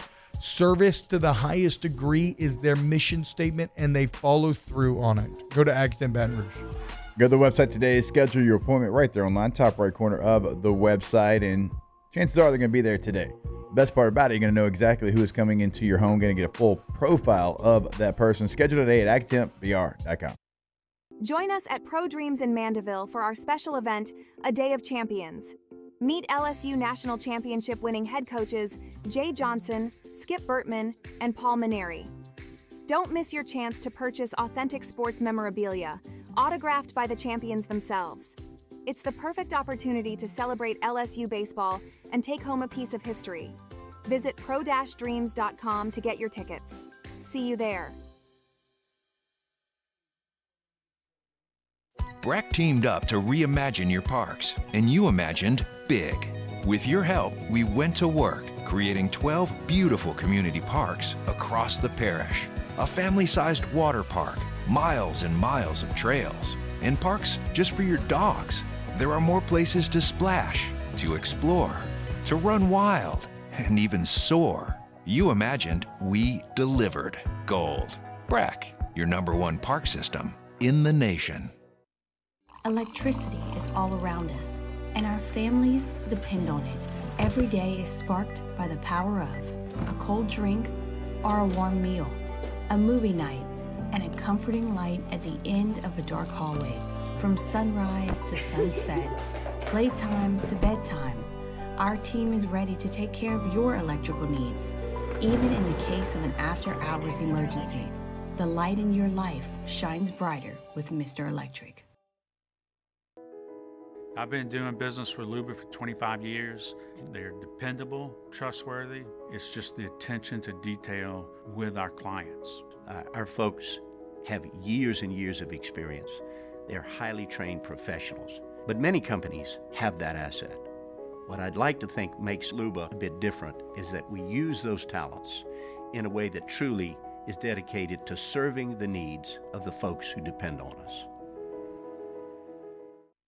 Hey, it's Matt Moscona. For years, you've heard me tell you about Insurance Network of Louisiana, helping you find better coverage for less money. But it's not just for your home and auto. They also offer commercial property. So, retail stores, professional offices like doctors, dentists, attorneys, clothing boutiques. Insurance Network of Louisiana can find you better coverage for less money. They service the entire state of Louisiana, and they're local. So call today at 293-0450 or lainsurance.net. Jerry and Benny Payne began Central Plumbing Company out of their driveway in Tanglewood subdivision. 50 years later and 4 generations down the road, we continue to serve Baton Rouge and the surrounding areas for all of their plumbing needs. Residential, commercial, industrial, or hospitality, Central Plumbing is here 24/7, 365. We want to thank our customers, family, and friends for 50 years of success. And looking forward to 50 more. Dylan Cruz here to tell you about Six Rings Baseball and Softball Camp. If you live on the North Shore and play ball, go to Six Rings Camps with former LSU assistant coach Dan Canaveri. His knowledge.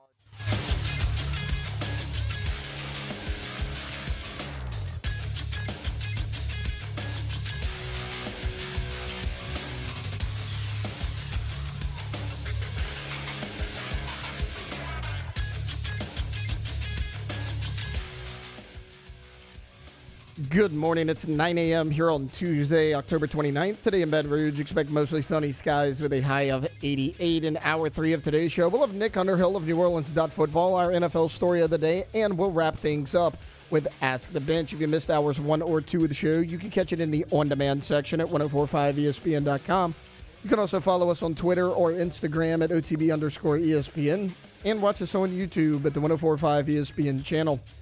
Hour number 3 of Off the Bench, live from the Mercedes-Benz of Baton Rouge studios, starts now. Happy Halloween! Welcome into Off the Bench, presented by All-Star Toyota. Enter at your own risk. We're bringing you the spookiest sports talk in town. With Jacob Hester and T-Bob Hebert. It might even horrify you. Live from the haunted Mercedes-Benz of Baton Rouge studio, here's Jacob Hester and T-Bob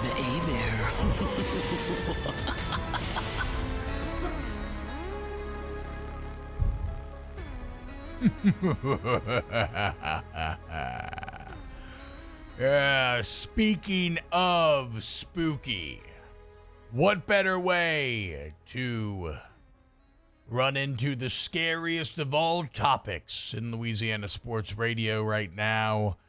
Your New Orleans Saints. One by one, the killer continues to stalk through this season, murdering each and every game, each and every Sunday in increasingly depraved ways. This last week, no different, as watching it was akin to watching an Eli Roth movie, just torture porn. I felt like I was watching Hostel 4, only it was Dennis Allen on the chair. Nick Underhill, what's up, man? How we doing today? Doing good. What do you guys want to talk about? Pete Werner getting a run stop? What are we doing today? I want to ask you what goes on in a players' meeting when you're 2-6 and you've lost 6 in a row. I don't know that everybody really listened to that quote the way I did. Okay, yeah, give it to us then. Because it kind of seemed like Dennis Allen got it, like, are you happy about it and everything? And to me, it kind of sounded like we need to start doing some of this stuff ourselves because it's not getting done. And that's how it sounded to me. Yeah, but to everybody else, it sounded like player accountability. I don't think it was about player accountability. I think it was about this has to get fixed and it's not getting fixed, so now we're going to do it. Yeah, basically saying like, look, you're saying like the players saying to each other like, look, leadership's not setting the tone. We have to be like, we have to start we have to do this ourselves and execute on it and follow through. That was my interpretation, even though, Alvin specifically said it wasn't about them, but to me it sounded, the way I heard it, it sounded like, hey, like this stuff isn't happening. We've been waiting 3 years for it and it's not happening. And now we got to sit down and talk about it and really not dance around the issue and actually, find a way to fix this stuff because, quote, sick of being losers, So I think it was, to me, it was pretty clear, but yeah, what goes on in there? I mean, I think that's if they have that meeting, they're going to sit around and figure out, what isn't working and figure out how can they do it themselves, because the other option is just to quit and nobody ever actually does that. So, I think they want to find a way to succeed, and that's tough. I mean, this is the second year in a row they've had to have one of these meetings. Usually when you get to, the episode 7 of the series about a football team that's, failing and the players have to get together, that's usually, you get the third act where somebody else comes in. I mean, it's not a good place to be when players are talking about having to do this stuff. Yeah. No, it's not. And T-Bob was asking me if I remembered having one. I can't really remember having one of these in my career. Like I said, the last kind of resort thing that you want to do. We know kind of what the issues are for the most part, but I want to ask you, you cover this team, I mean, as well as anybody. What's the most surprising thing to you? Maybe something that you thought was going to be taken care of, because we know the deficiencies where they were in the preseason, and a lot of that is still there. But what's the most surprising thing to you, Nick, that you thought was actually taken care of, but right now it's just not hitting for the Saints? It has to be the defense overall. I mean, they played a little bit better in this game, but to be just real to the process, like the Chargers basically have like practice squad receivers. I mean, having a great game against them is one thing, but it doesn't necessarily carry over, all the way. So that being bad, it has been kind of shocking to me. I thought they played better this week. So there was a little bit more effort, but that was a surprise to me overall, just seeing the defense struggle the way they have. We knew the defensive line wasn't going to be great, but it seems worse. It's a little weird to me that you just kind of never really see him try to like feature anyone on that side of the ball. Like, there's not a lot of like, there's playmaking that happens, but it's never like, I don't think Tyron is used as dynamically as we've seen him in the past. I feel like Alante Taylor could be used more dynamically. Like, he has the most disruptive plays in the NFL right now. And there's, some liabilities with his game. Like, the tackling isn't always perfect, but I feel like there's a lot more boom to get with him. I mean, it's just some stuff like that. Last year, kind of the same thing. I thought the pass rush was a big issue for them overall. And then the last 4 or 5 games of the season, they started blitzing more and kind of going back to what they were doing at the beginning of DA's tenure, and it shifted. So I thought that was going to be solved. And then you come back and it kind of looks the same again. And there's still some issues. But like, the most surprising thing to me outside of, any of this, just like in general, what's the most surprising thing? When you go in these locker rooms, last year it was like tears in the eyes, frustration, and this year it's different. Like, it's just not. It's not the same. It's not the same thing. It's they're pissed about losing. They're sick of losing, but it isn't this like raw emotion. I almost see a team that's kind of gotten like used to this, like right now, and I don't know that means anything. I think it's just more of a general commentary of the general track. Like they're desperately trying to find a way out. I just think the way it's registering inside of them is just, it's less emotional. I don't think that's necessarily a good thing. I don't know if it means anything as far as like their ability to get out of it, but it's just like surprising to me, just the juxtaposition of being around the really successful franchise for a long time and then kind of getting to a place where like it's not a shock to lose a game anymore. And I don't think that's a good thing. I mean, it's all like the definition of and not even the definition of insanity stuff, but like, of course, I mean, they're used to. It's been the same kind of deal for 3 years, like you said, Nick. And you keep trying. Like, you can only keep grinding in that same vein and keep getting the same results before you give up. That's where, like, and I know the injuries probably ultimately are the main factor here, but I keep going back to those AK quotes after the Atlanta game where he's talking about how, look, man, we've consistently lost these close games. Like, I don't care about blowing people out. We can, and it seems like that is just something that it was almost like a breaking point of sorts, where it's like we've been trying for 3 years to figure this out. We can't. Then more injuries pile up. Then you got like rookie quarterbacks in, and like, what are you gonna do? I mean, you're bringing a knife to a gunfight at this point. Are you at all excited to get to be one of the teams that gets to like think about like Shadur Sanders and stuff? You know, like look forward, like, oh my God, like look, dude. Well, anytime you see a good college quarterback now, if you're a Saints fan, you can be like, hey, we might be in the market for that. Well, the problem is, and I don't mean to sound like one of the people on Twitter that's like the most negative person in the world, because there's enough of that out there. But I think they're going to end up winning enough games to get on the wrong side of that equation. I think that's where this ultimately ends up. I mean, you probably how are they going to win games? There's probably 3 gimmies on there. Carolina. I mean, I think they're going to beat Carolina. Yeah. I think they beat the Giants. Giants do have a good defensive line, though, so like you'll see who's healthy there. But I think they beat the Giants. I think they beat the Raiders. I mean, so there's probably 3 of them. So that probably takes you outside of that. Just even if you just get those 3, that probably takes you outside of that top range. And they'll probably pick up another one or 2 somewhere. Like as bad as the game was Sunday, like I do think with like a starting caliber NFL quarterback, you might find a way to be able to win that game. It was 9-5 or whatever it was at halftime. Like that's a winnable game with a real quarterback. So like there's a couple they're probably going to get somewhere. I don't think it's turning around though fully, but I think, look, if you're asking me like my actual, not what I think should happen, what I think will happen, I think they win enough games to not get a top quarterback in the draft, and they'll probably find a way to win enough games to make this an actual conversation for the front office about, do we make a change or do we keep it going? I don't think there ain't. Okay, I don't want to curse. Look, I agree. I agree with you. My feeling, my personal dude. My personal feeling is the same as yours. I'm just telling you, being around them, I think the last thing they want to do is make a change. I don't think that anybody wants to make a change. I think they want to. Huh? Are they dumb? You have to hit How reset. in the world, the last thing you want to do is make a change? Are you an idiot? Not you, Nick. We love you. All I can do is listen to what they say and how they operate. And I'm telling you, like, I think they want a reason to keep going again next year. I think they want to find the reason. The question is, will they find it? And that's just my personal feeling. No, I believe you. You got your ear to the ground more than anybody. I want to be at a press conference and ask Mickey, hey, Mickey, what would you tell fans? Should they look beyond these? He'd be like, yeah, these nuts, Mickey. Shut up. We're not looking beyond the results anymore, okay? Oh, man. Oh, my God.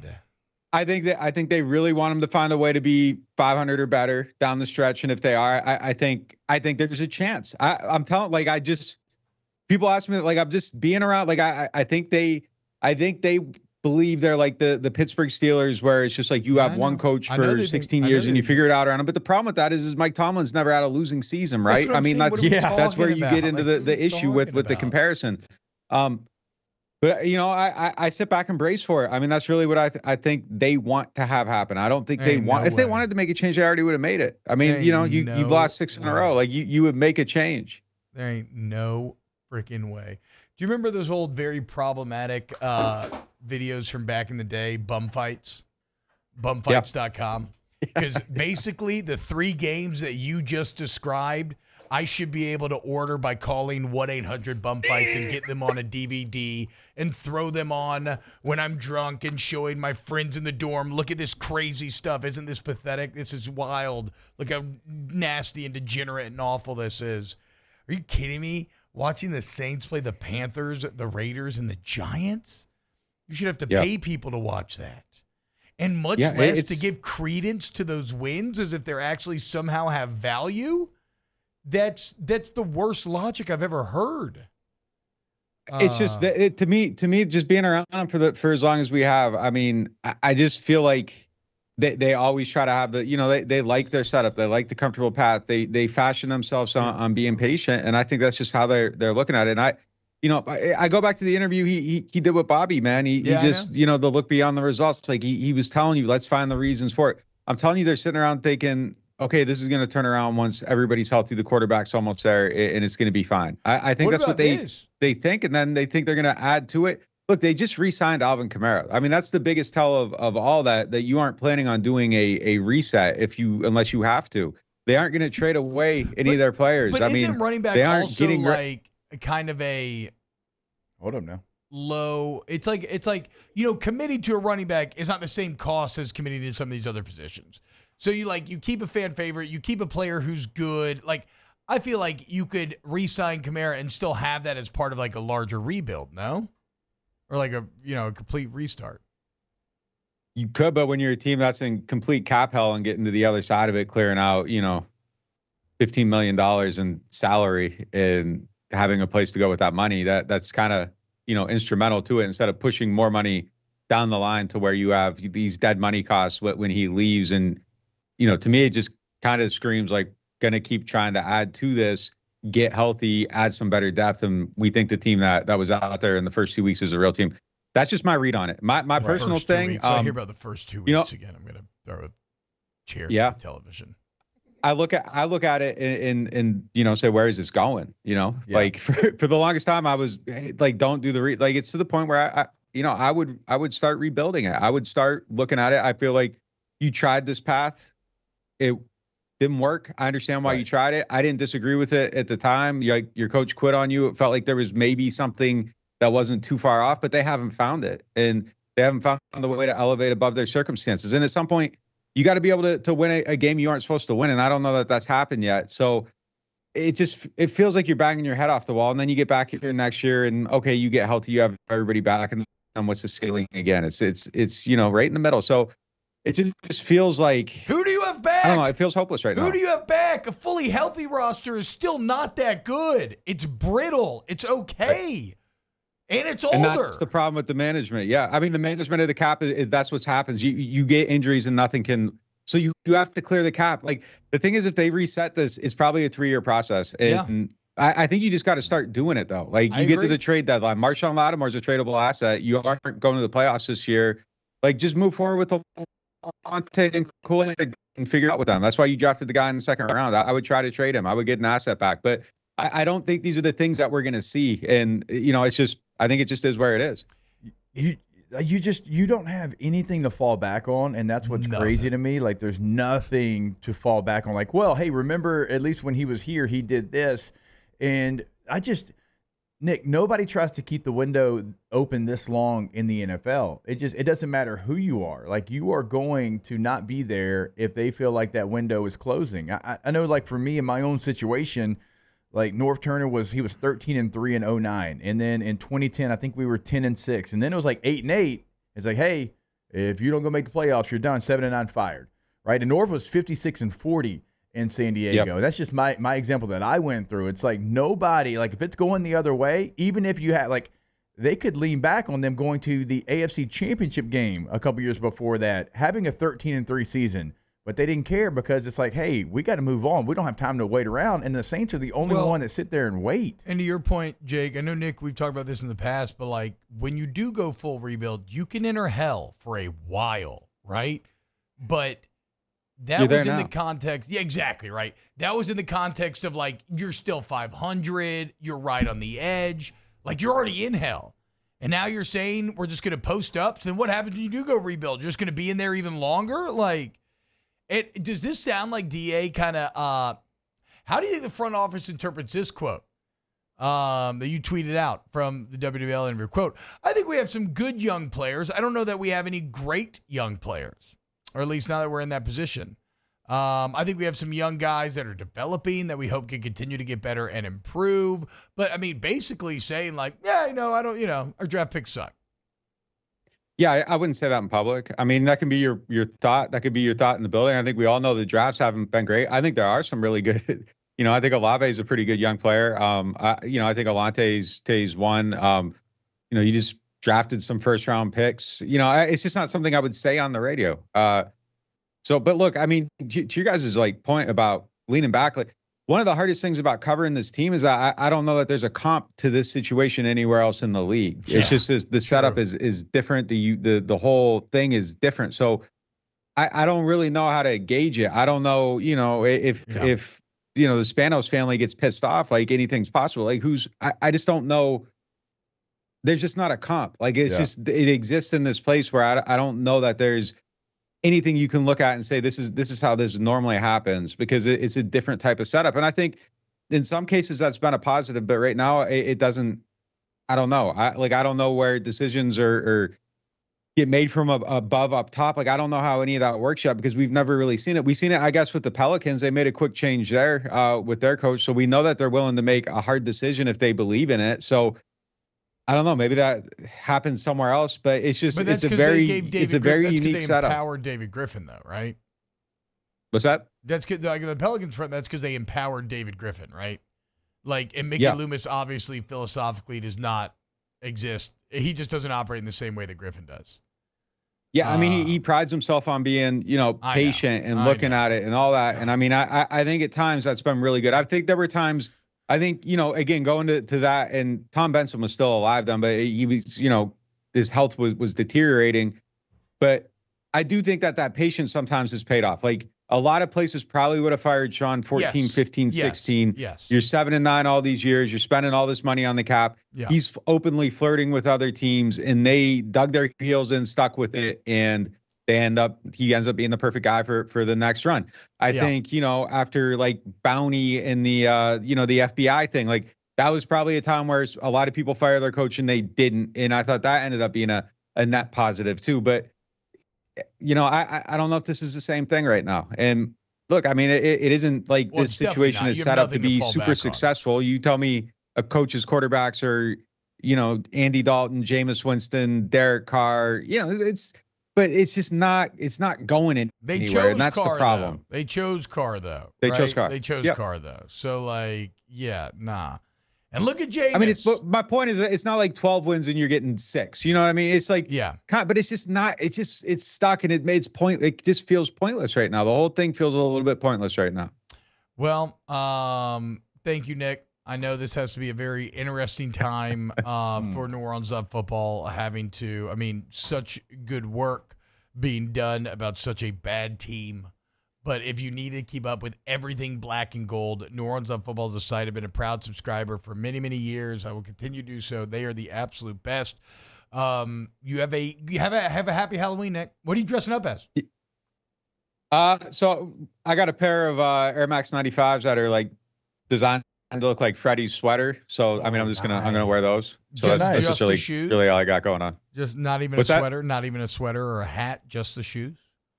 I got a flannel that goes with it that matches the shoes, so that's the get up. Classic cool guy. Classic. I'll throw on a little glove maybe, on Halloween night. But that's it. Classic cool guy costume. How about you commit to the bit, okay, Dennis Al? Go all in here. You're half stepping into the hole. Nick, I feel like I got a better game plan than you. Like I feel like I've out schemed you. Like I feel like you're just like one of them regular coaches going all the way into it. Like I'm on the other. I Shanahan this. I feel like I Shanahan my plan. No. Yeah, actually, Shanahan probably would never go full costume, to be fair. No, he wouldn't. You're probably right. All right, Nick Underhill, he's the man. Thank you, Nick. Appreciate it, Nick. Take it easy. That's so mind-bogglingly frustrating that I'm not going to let it ruin my morning. I can't. That's crazy. That's wild, baby. That's crazy. Let's go to break. Off the bench.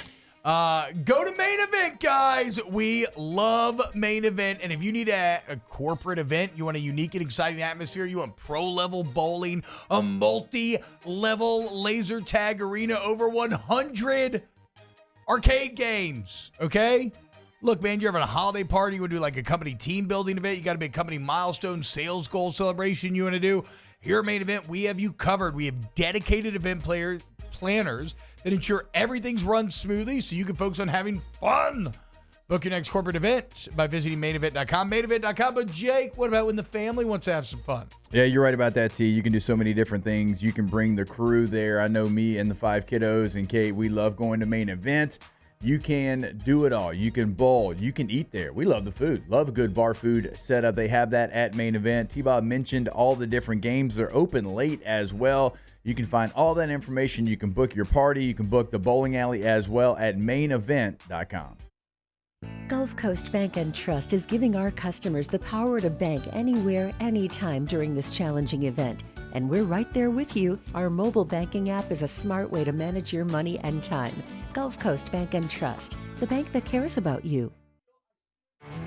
There it is, the extra mile, on the border of expected and extraordinary, for those willing to go further, like vans customized for work or play, with safety and tech to keep you connected, supported by a 5-star sales, service, and finance team, and backed by the 1-star you know. So go the extra mile. It's never crowded, because so few have what it takes to go there. Mercedes-Benz Vans.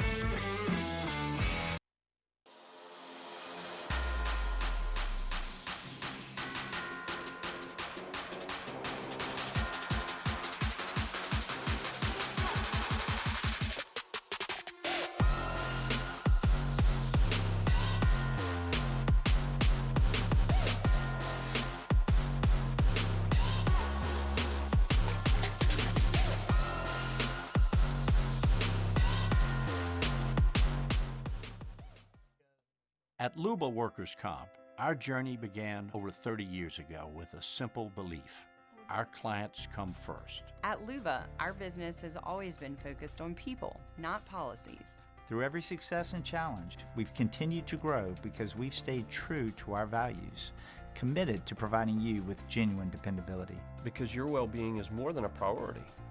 It's our purpose.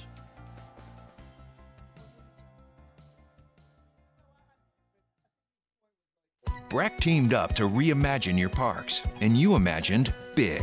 With your help, we went to work, creating 12 beautiful community parks across the parish. A family-sized water park, miles and miles of trails, and parks just for your dogs. There are more places to splash, to explore, to run wild, and even soar. You imagined, we delivered gold. Breck, your #1 park system in the nation. Electricity is all around us, and our families depend on it.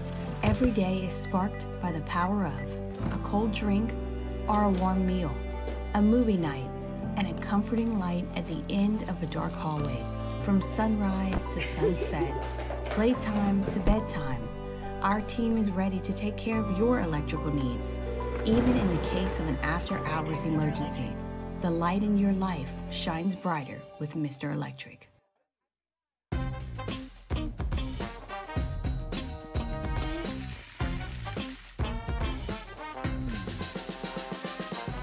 The best.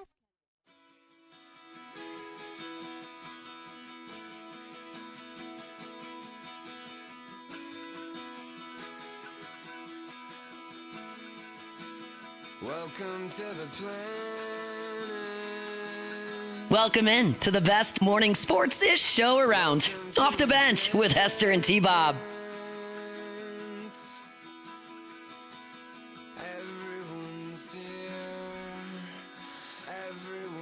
I gotta wait till the hit. Is it coming? Is it coming soon? I don't remember this song well enough. I remember it, but yeah. To remember where it is. It's coming. It's built up. This is what we call slow build. You can feel it a little bit. It's coming. Yeah. Okay, all right. Welcome back in. OTB. I apologize because your Tuesday morning's probably ruined now if you're a Saints fan. Nick Underhill, as we said, nobody knows the team better. And when you're talking about potentially trying to save whatever this hot mess of an NFL franchise is right now to move on down the road and continue, that is crazy behavior. You have a head coach that has literally nothing to fall back on. You can't look at any time in his head coaching career and say, well, maybe he can find that. The only thing you'll find is bad. There's no good in there. The roster's old. You're way over the cap. You don't draft well. You're probably still not going to take a quarterback. You chose Derek Carr. NFL teams don't act like this. This is not NFL behavior. If you're not going in the right direction, you make changes. Now, those changes don't always work. Look how long the Lions were bad. Look at like the Giants and Jets, in recent years. Look at where the Panthers are now. Look at the Raiders, the last 20-something years. But you got to try. You have to make an effort. You have to, flip the script. Yeah. You can't keep doing the same thing over and over again. And look, the Saints, their window, it stayed open incredibly longer than most do. It was 2 decades of being competitive enough to say we're in the conversation. Yeah. You're not getting whispered about now. There's no part of you in the conversation. You have to change the roster. You got to make tough decisions. You have to change your draft strategy. Like Kool-Aid McKinstry right now, he might end up being a great player. This is not against Kool-Aid. You needed so many other things in this draft. Or like you needed trade another DB. Or if you're going to do that, trade Lattimore. Yeah. You needed so many other things.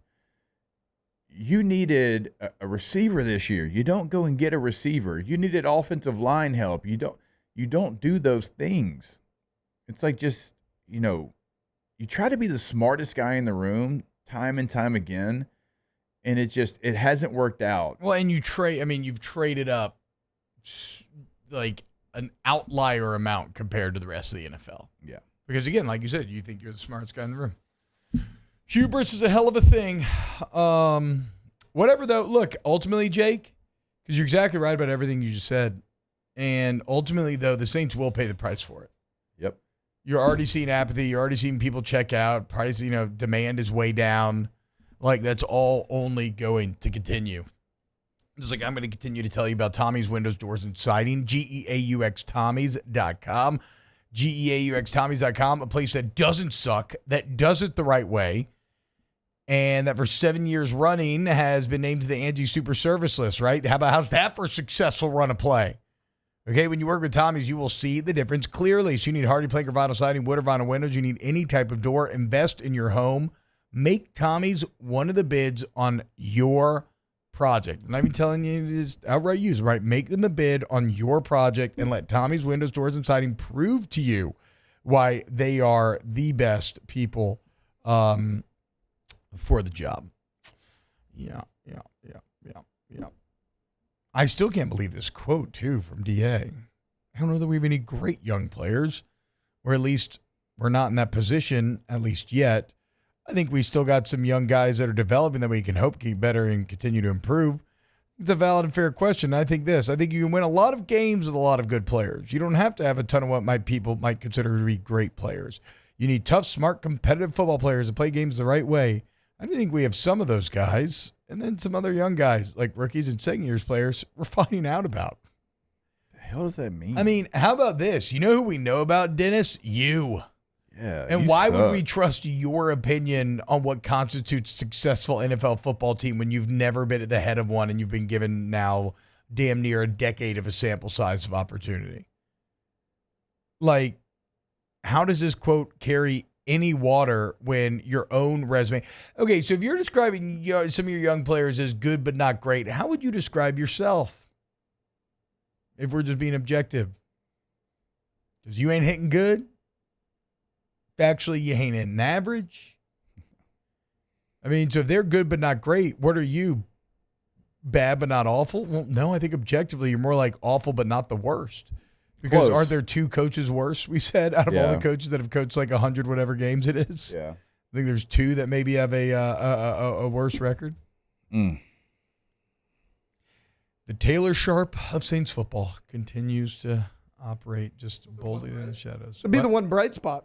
Who is the Taylor Sharp of Saints football? Dennis No. Like, seriously, though, like this is when somebody like Nick Underhill says there's not a comp, that's factual. There's not. Yeah. You can't go back in history and look at a franchise continuing on down the road when something is working this poorly. You can't. Nobody does it. Like, we can look at some of the worst head coaches in NFL history, and they didn't get this long. It does not happen, T-Bot. Certainly in today's NFL. Maybe you can find me one in the 80s or maybe when the NFL wasn't quite as popular as it is right now. In the current landscape of the NFL, I'd say the last, let's go 35 years, you cannot find me a situation that is the same thing the Saints are going through right now. Taylor tried to tell me during the commercial break that it's the Cowboys. No. Cowboys went to the playoffs last year. No, I know. Also, like, I know what Taylor's saying too, Taylor. The situation is almost identical. Yeah, I get you. Like this year, a little bit. Yeah, but again, I do get it. It's bad, and it feels like it's not going to fix itself, so you need to make a move. But again, like, you were a playoff team that had a chance. Even the winningest regular season team over the last 3 years. You know. What were you saying, Elijah? I don't remember. Yeah, I'm sorry. It's fine. The front office is as bad as the Cowboys front office, I think. To be fair, I mean, it is. Like, the incompetence in both front offices is pretty glaring. Well, both front offices, too, are essentially owners, Yeah. which is unique unto those two teams pretty much. Well, you're paying a QB too much money. Yeah. Both teams needed help in obvious positions in the offseason. Neither of them made any moves to shore up those positions. You're getting older at positions that you have no ability to replace those players. I mean, it's really not that dissimilar. What's the Cowboys' record, though? They're 3-4. Yeah. I know you're I know you're a mad Cowboys fan, and you should be, because things aren't going great there either. But it's not as bad as, like, you at least have, I think, a little bit more on your roster, and your cap situation's not the same. You haven't drafted as bad. I guess the Saints are they're trying to honor the past, man. Get back to that rich New Orleans tradition of being, the worst franchise in the NFL. Sometimes you got to go back to your roots. So respect for them being fans of history and appreciating. But it's also like, what am I supposed to look at if I'm not looking at the results? Yeah, like, I know. Don't even. And then also, like, Dennis Allen, nobody's gonna want to play for you when you're over here throwing your players under the bus, saying that you don't like. I know. That's why they had a players only meeting, because you're out here throwing them under the bus, and nobody's gonna want to play for you like that. Like, and you're a loser at the end of the day. You're a loser, baby. He's a loser. So why won't you kill me? Who wants to play for a loser that blames all his problems on you? True. Very well said, Alondra. Ooh, spicy. I like it. They're making me very angry. Yeah, I'm not I grew up a Saints fan. Obviously, pay attention. I want them to do incredibly well outside of the game they just played. But that makes me angry. That makes me furious that as a former player, knowing that you're in that locker room and the front office isn't doing anything right now to help you change the narrative. And in fact, they're only blaming you and not blaming the person who's in charge of you, who has been historically bad throughout his career as a head coach. Like, if I'm a veteran player on this team, I'm going to the front office if I've got kind of the ability to do so, and there's probably 3 players on every team that does, and saying, what am I missing? Tell me what I'm missing, because all I hear is him throw players under the bus when we very easily could do that to him. Now, we know we can't because the dynamics of how this plays out, but you got to tell me, what am I missing as a veteran player? Because I know what it looks like to be good and great here, and we ain't close to that, so what am I missing? Well, I would say let's bring the mood back up, but we got Tay-Tay's NFL story of the day coming up next, so we'll see what happens. More Off the Bench. Keep it locked. Off the Bench. Coleman Roofing and Construction. ColemanRoof.com. ColemanRoof.com. You Louisiana's most reliable, most respected, most complete roofing company. Should I make a sign that says "Screw Dennis Allen" and then hold it up on every ride at Disney so they have to so everybody has to see exactly how I feel? No, I don't need the kids to see anything that bad. I don't need the kids to be thinking about Dennis Allen, actually. What I need them to be thinking about is roofs, okay? That's what all kids should always think about. And if you're a child who happens to own a large business and you have a giant commercial roofing project needs to be done, well, Coleman Roof is your answer. What if you're a child who owns a home? Congratulations, I'm impressed. But if something goes, let's say you get a hole in the roof, anything like that, maybe some damage. Okay, they fix the interior, they fix the hole. Remember, it's anywhere in the state. It's any type of roof. It's any size project. It's Coleman Roof. ColemanRoof.com, ColemanRoof.com. It's no secret. The best oysters in Baton Rouge are at Jolie Pearl Oyster Bar. Enjoy mouth-watering South Louisiana flavor and oysters from all over the country. And don't forget our nightly drink specials.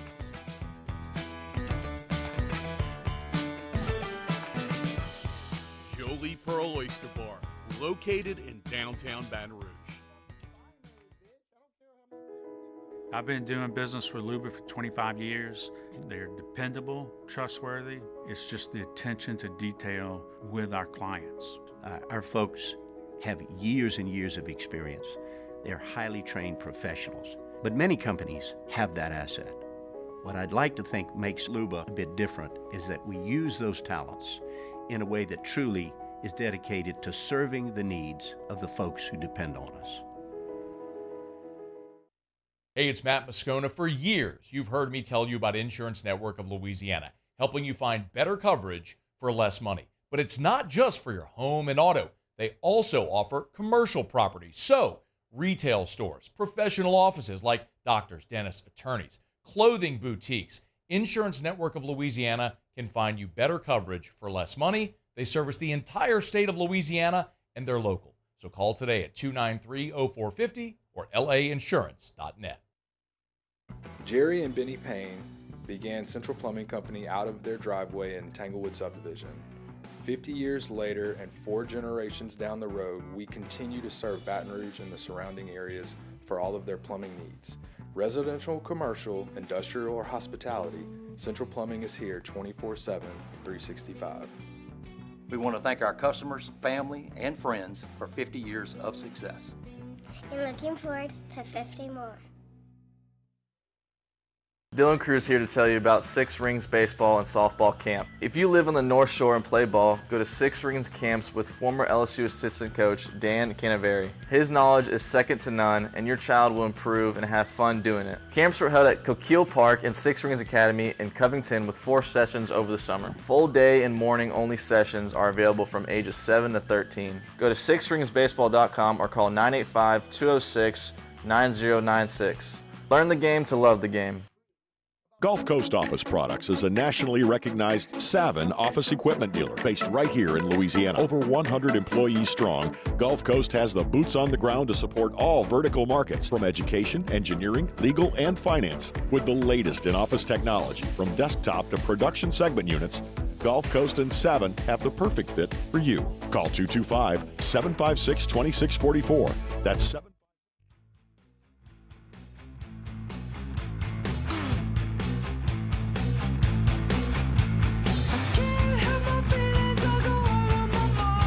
Off the bench. Welcome back to the 9th-ranked morning sports show in America. Off the bench. What's up, y'all? Welcome back to OTB. It's time for a Tay-Tay NFL story of the day. It's time for Tay-Tay's NFL story of the day. Your daily dose of NFL news from Taylor Sharp. You know, guys, I stayed up late last night scouring the globe trying to find the story that would really bring the tears to you guys this morning, as I do most nights. We just heard it from Nick Underhill. Good luck. But you know what? Because of the vibes in the room today, we've had some serious conversations on air, off air. Nick kind of put a damper on things. I wanted to switch it up, and in honor of T-Bob going to Disney and Universal, got a little story for you guys. So, okay, yeah. Hit me. The Cowboys and the Bengals play on December 9th.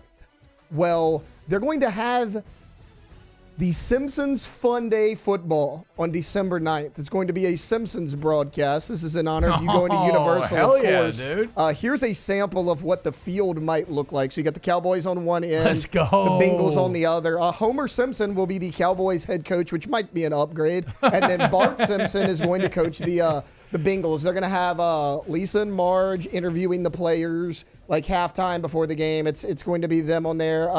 Maggie, the baby, she's going to be in the Sky Cam. So, it's going to be a fun thing for kids and people that grew up watching The Simpsons. They did it last year with Toy Story. And it was awesome. It was an early morning game. It was the Jaguars, and I don't remember who. My kids loved it. It was Jags Falcons. Yeah, so and this will be the look. I mean, you can see the Springfield in the background, and this will be December 9th.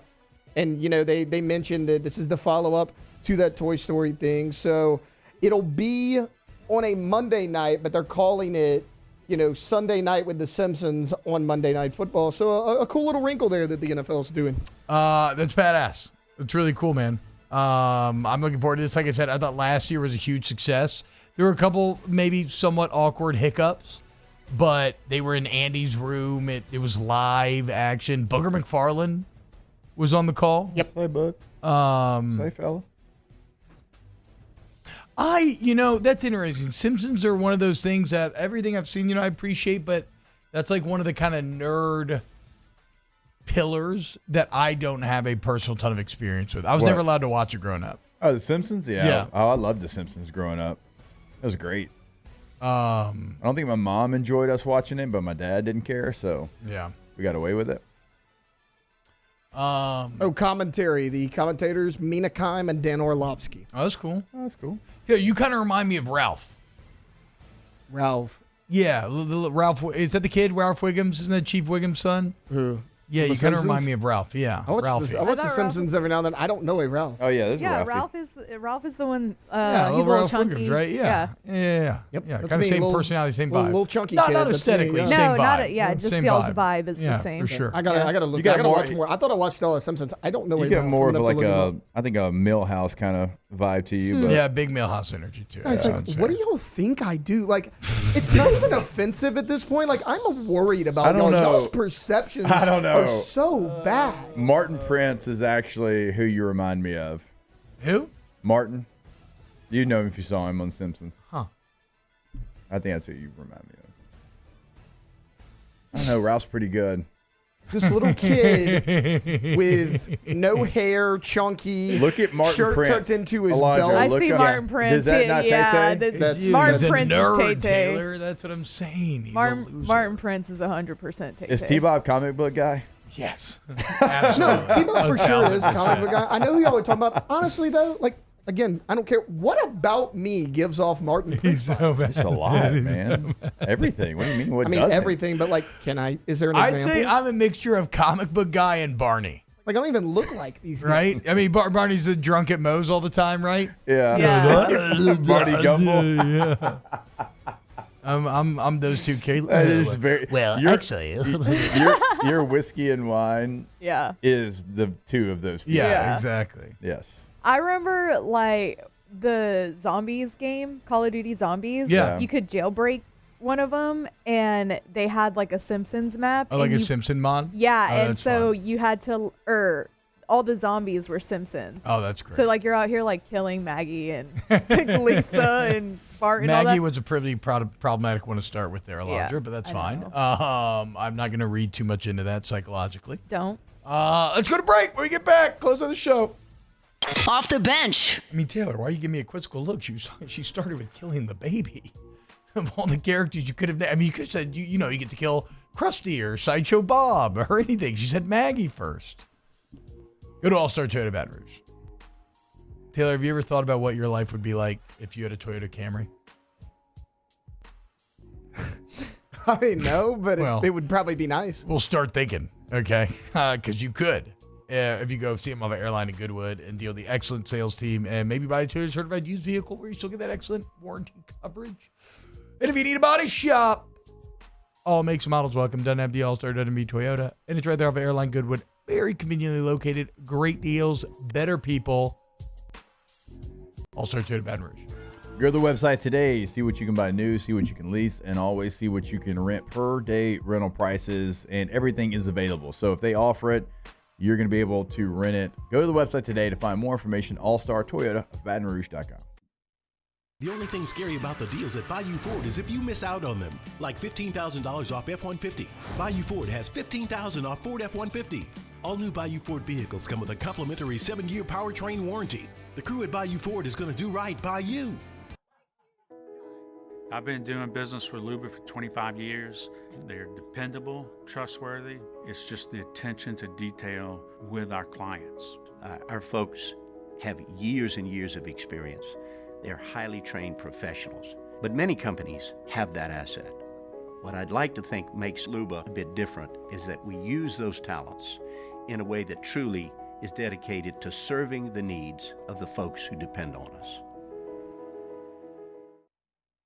It's an everyday thing here. We work horses in the mornings and we work on the property during the day, and without these John Deere tractors, it'd almost be impossible to keep up with the place. I've dealt with some of the other colors and stuff, and I never really got the response back that I get from John Deere, We really enjoy dealing with Sunshine. They're good people. They always check on us and make sure our equipment's running, and we love them. Flip the switch and learn more about what it means to be powered by Sunshine at sunequip.com.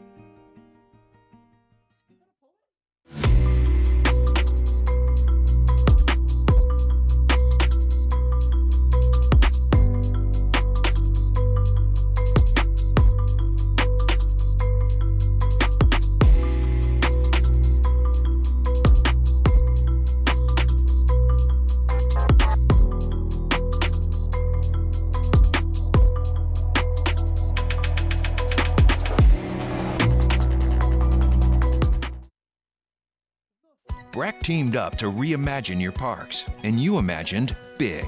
With your help, we went to work, creating 12 beautiful community parks across the parish. A family-sized water park, miles and miles of trails, and parks just for your dogs. There are more places to splash, to explore, to run wild, and even soar. You imagined, we delivered gold. Breck, your #1 park system in the nation. Electricity is all around us, and our families depend on it. Every day is sparked by the power of a cold drink or a warm meal, a movie night, and a comforting light at the end of a dark hallway. From sunrise to sunset, playtime to bedtime, our team is ready to take care of your electrical needs. Even in the case of an after-hours emergency, the light in your life shines brighter with Mr. Electric. At Relief Windows, we're more than windows. We're windows, doors, hardy plank, and vinyl siding. But our #1 product is always customer satisfaction.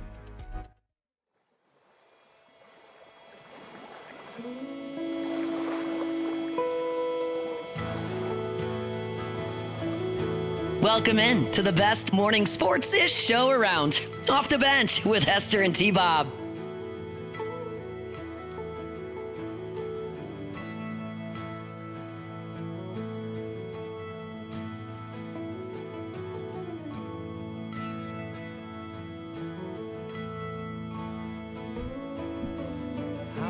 Special people change. Lives to live is strange.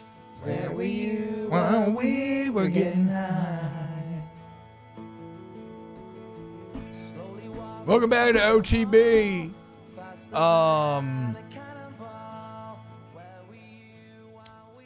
Wanted to remind you, Pinnacle Exterior Construction, all your outdoor construction needs. You need a pool. You need any size, type of fence. Taylor, deeply offended, by the way, by all of our Simpsons jokes. The shocking thing. I love that we actually got to him. He was very upset. Normally, the Taylor has thing, though, is impenetrable skin. Yeah. Right, but when he gets mad, he thinks we're being completely serious, and then we see blood and we're sharks. Yeah. I know, and he deals with it well, though. He deals with it well. He gets over it quick. Nobody deals with it as good when it comes to outdoor construction needs as Pinnacle does. PECbuilt.com. Go look at the gallery. You need pools, fences, bulkheads, pergolas, any outdoor living area, outdoor kitchen, anything like that. Pinnacle's your answer. Pinnacle Exterior Construction. Aston Bench, Broadway, Cold Curse, Light, Vizzy, Art, Blue Moon, Light Sky, Citrus Sweet. Favorite Family Guy character? Brian. I like Brian. Brian's good. He's good. I don't know. I like Quagmire. I was Quagmire's the funny. old man who's trying to get Chris to come over into his basement. Oh, Herbert the Herbert. Yeah. It's basically a bear. So Fair. I mean, that I like tracks. Adam West. Yeah. and just Adam West. I was a the big mayor. fan of Joe as well. I mean, for me though, it's actually Peter. So whatever. I'll go chalk. Ask the bench, favorite Disney ride from any of the parks? Probably still Rise of the Resistance. Pretty crazy. I like the movie set feeling of it. I like the new Guardians of the Galaxy at Epcot. Very fun ride. It's a good Moves one. in a very interesting way. I'm trying to think if I've ridden that yet. I'm still going. What's it now? Incredicoaster now. I think it's the newest that's what I name. was gonna go look, with. I 'Cause- love that one. yeah. I always do. Okay. It's always one of my favorites. It's great. It gets me every time. The I love it. Incredicoaster is great, and I was gonna say like the rides at Disney just aren't thrilling enough for me to be like, oh, this one's my favorite one. But the Incredicoaster is good. All right, Billy Badass. I feel you. What is No, the I feel you. I Incredicoaster? feel you on that. Like you reach that age, where you get about 10 or 11, where you're Yeah, like, I want to go to need- Universal now Wait, because is there's like this, the roller is this coaster. Disney in California? What is the Incredicoaster? It's in Yeah, it's in California. California. It's at Disneyland. Yeah. It's It's fun though. it's awesome. Yeah. Ask the bench. Favorite place to eat in Disney World? I'm not a big. I mean, Epcot's Yeah. little food stands are good, but like, I'm not actually a big fan of the Disney food that much. I know there's an entire subculture. Is it? Yeah. Big time. People are Tell you what, crazy about it. the egg rolls in China are really good. Look, no. The Epcot food, especially you go during like wine and food festivals, that stuff's good. But for like the quick most part, I'm with service you. Like, I food. don't like a lot of Yeah. park food, but they have little egg roll stand. Actually, I'm kind in of dumb. China. I do love those little stupid English fish and chips. I just love fried fish though, so it's like not hard. Hashtag ask the bench. Since all of our perceptions are Taylor wrong, can Taylor provide some correct perceptions of himself? I mean, Yeah. Rebuttal. Who are you? pretty standard. Yeah, you know. yeah. Who are you, Dennis Allen? Tell me. I'm not Dennis Allen. I'm cool. See, this sucks for you because now you have to be like, I mean, I'm cool, guys. Like, No, I mean, I'm cool and I I'm guess I manly. could just explain like what I do on a normal I basis. smoke I mean, cigarettes and say swear words. Like typical small town kid. I mean, I hang out outside a lot outside. I mean, This you know. dating app ass bio that he's Okay, Alondra, who are you? I'm just a girl from Round Rock, Texas.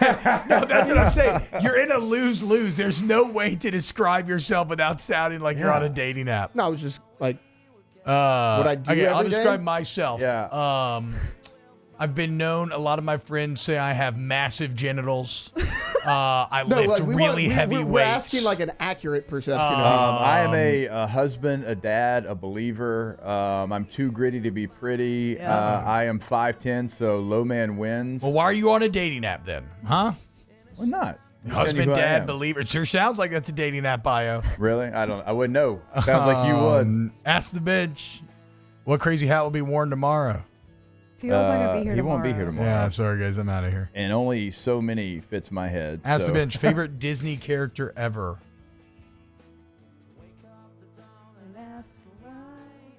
Growing up, Buzz probably would have been up there. Why? I'm a big fan of Prince Philip from Sleeping Beauty. He goes ham on that dragon. Badass action scene. That's tough. I don't know. I have to give you an answer tomorrow. You got to think about it. Oh, I know. You like old Toe Mater. Oh, I look do at like that. Mater. Yeah. I mean, that is a good Off answer. the bench. Mater's a great character. Go, Toe Mater. Like, Tomato says things like, God almighty. Good guy, mayonnaise.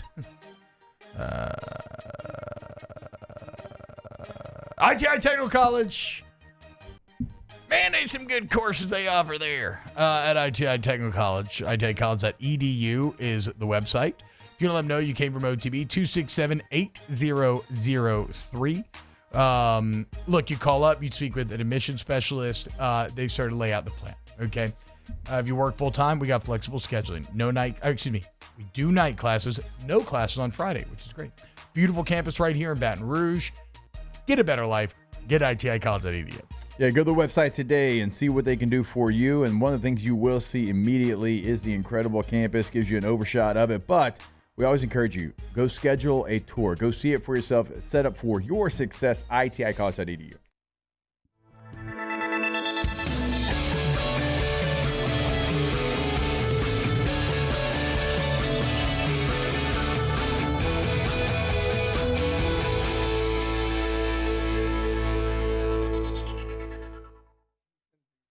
Gulf Coast Bank and Trust is giving our customers the power to bank anywhere, anytime during this challenging event. and we're right there with you. Our mobile banking app is a smart way to manage your money and time.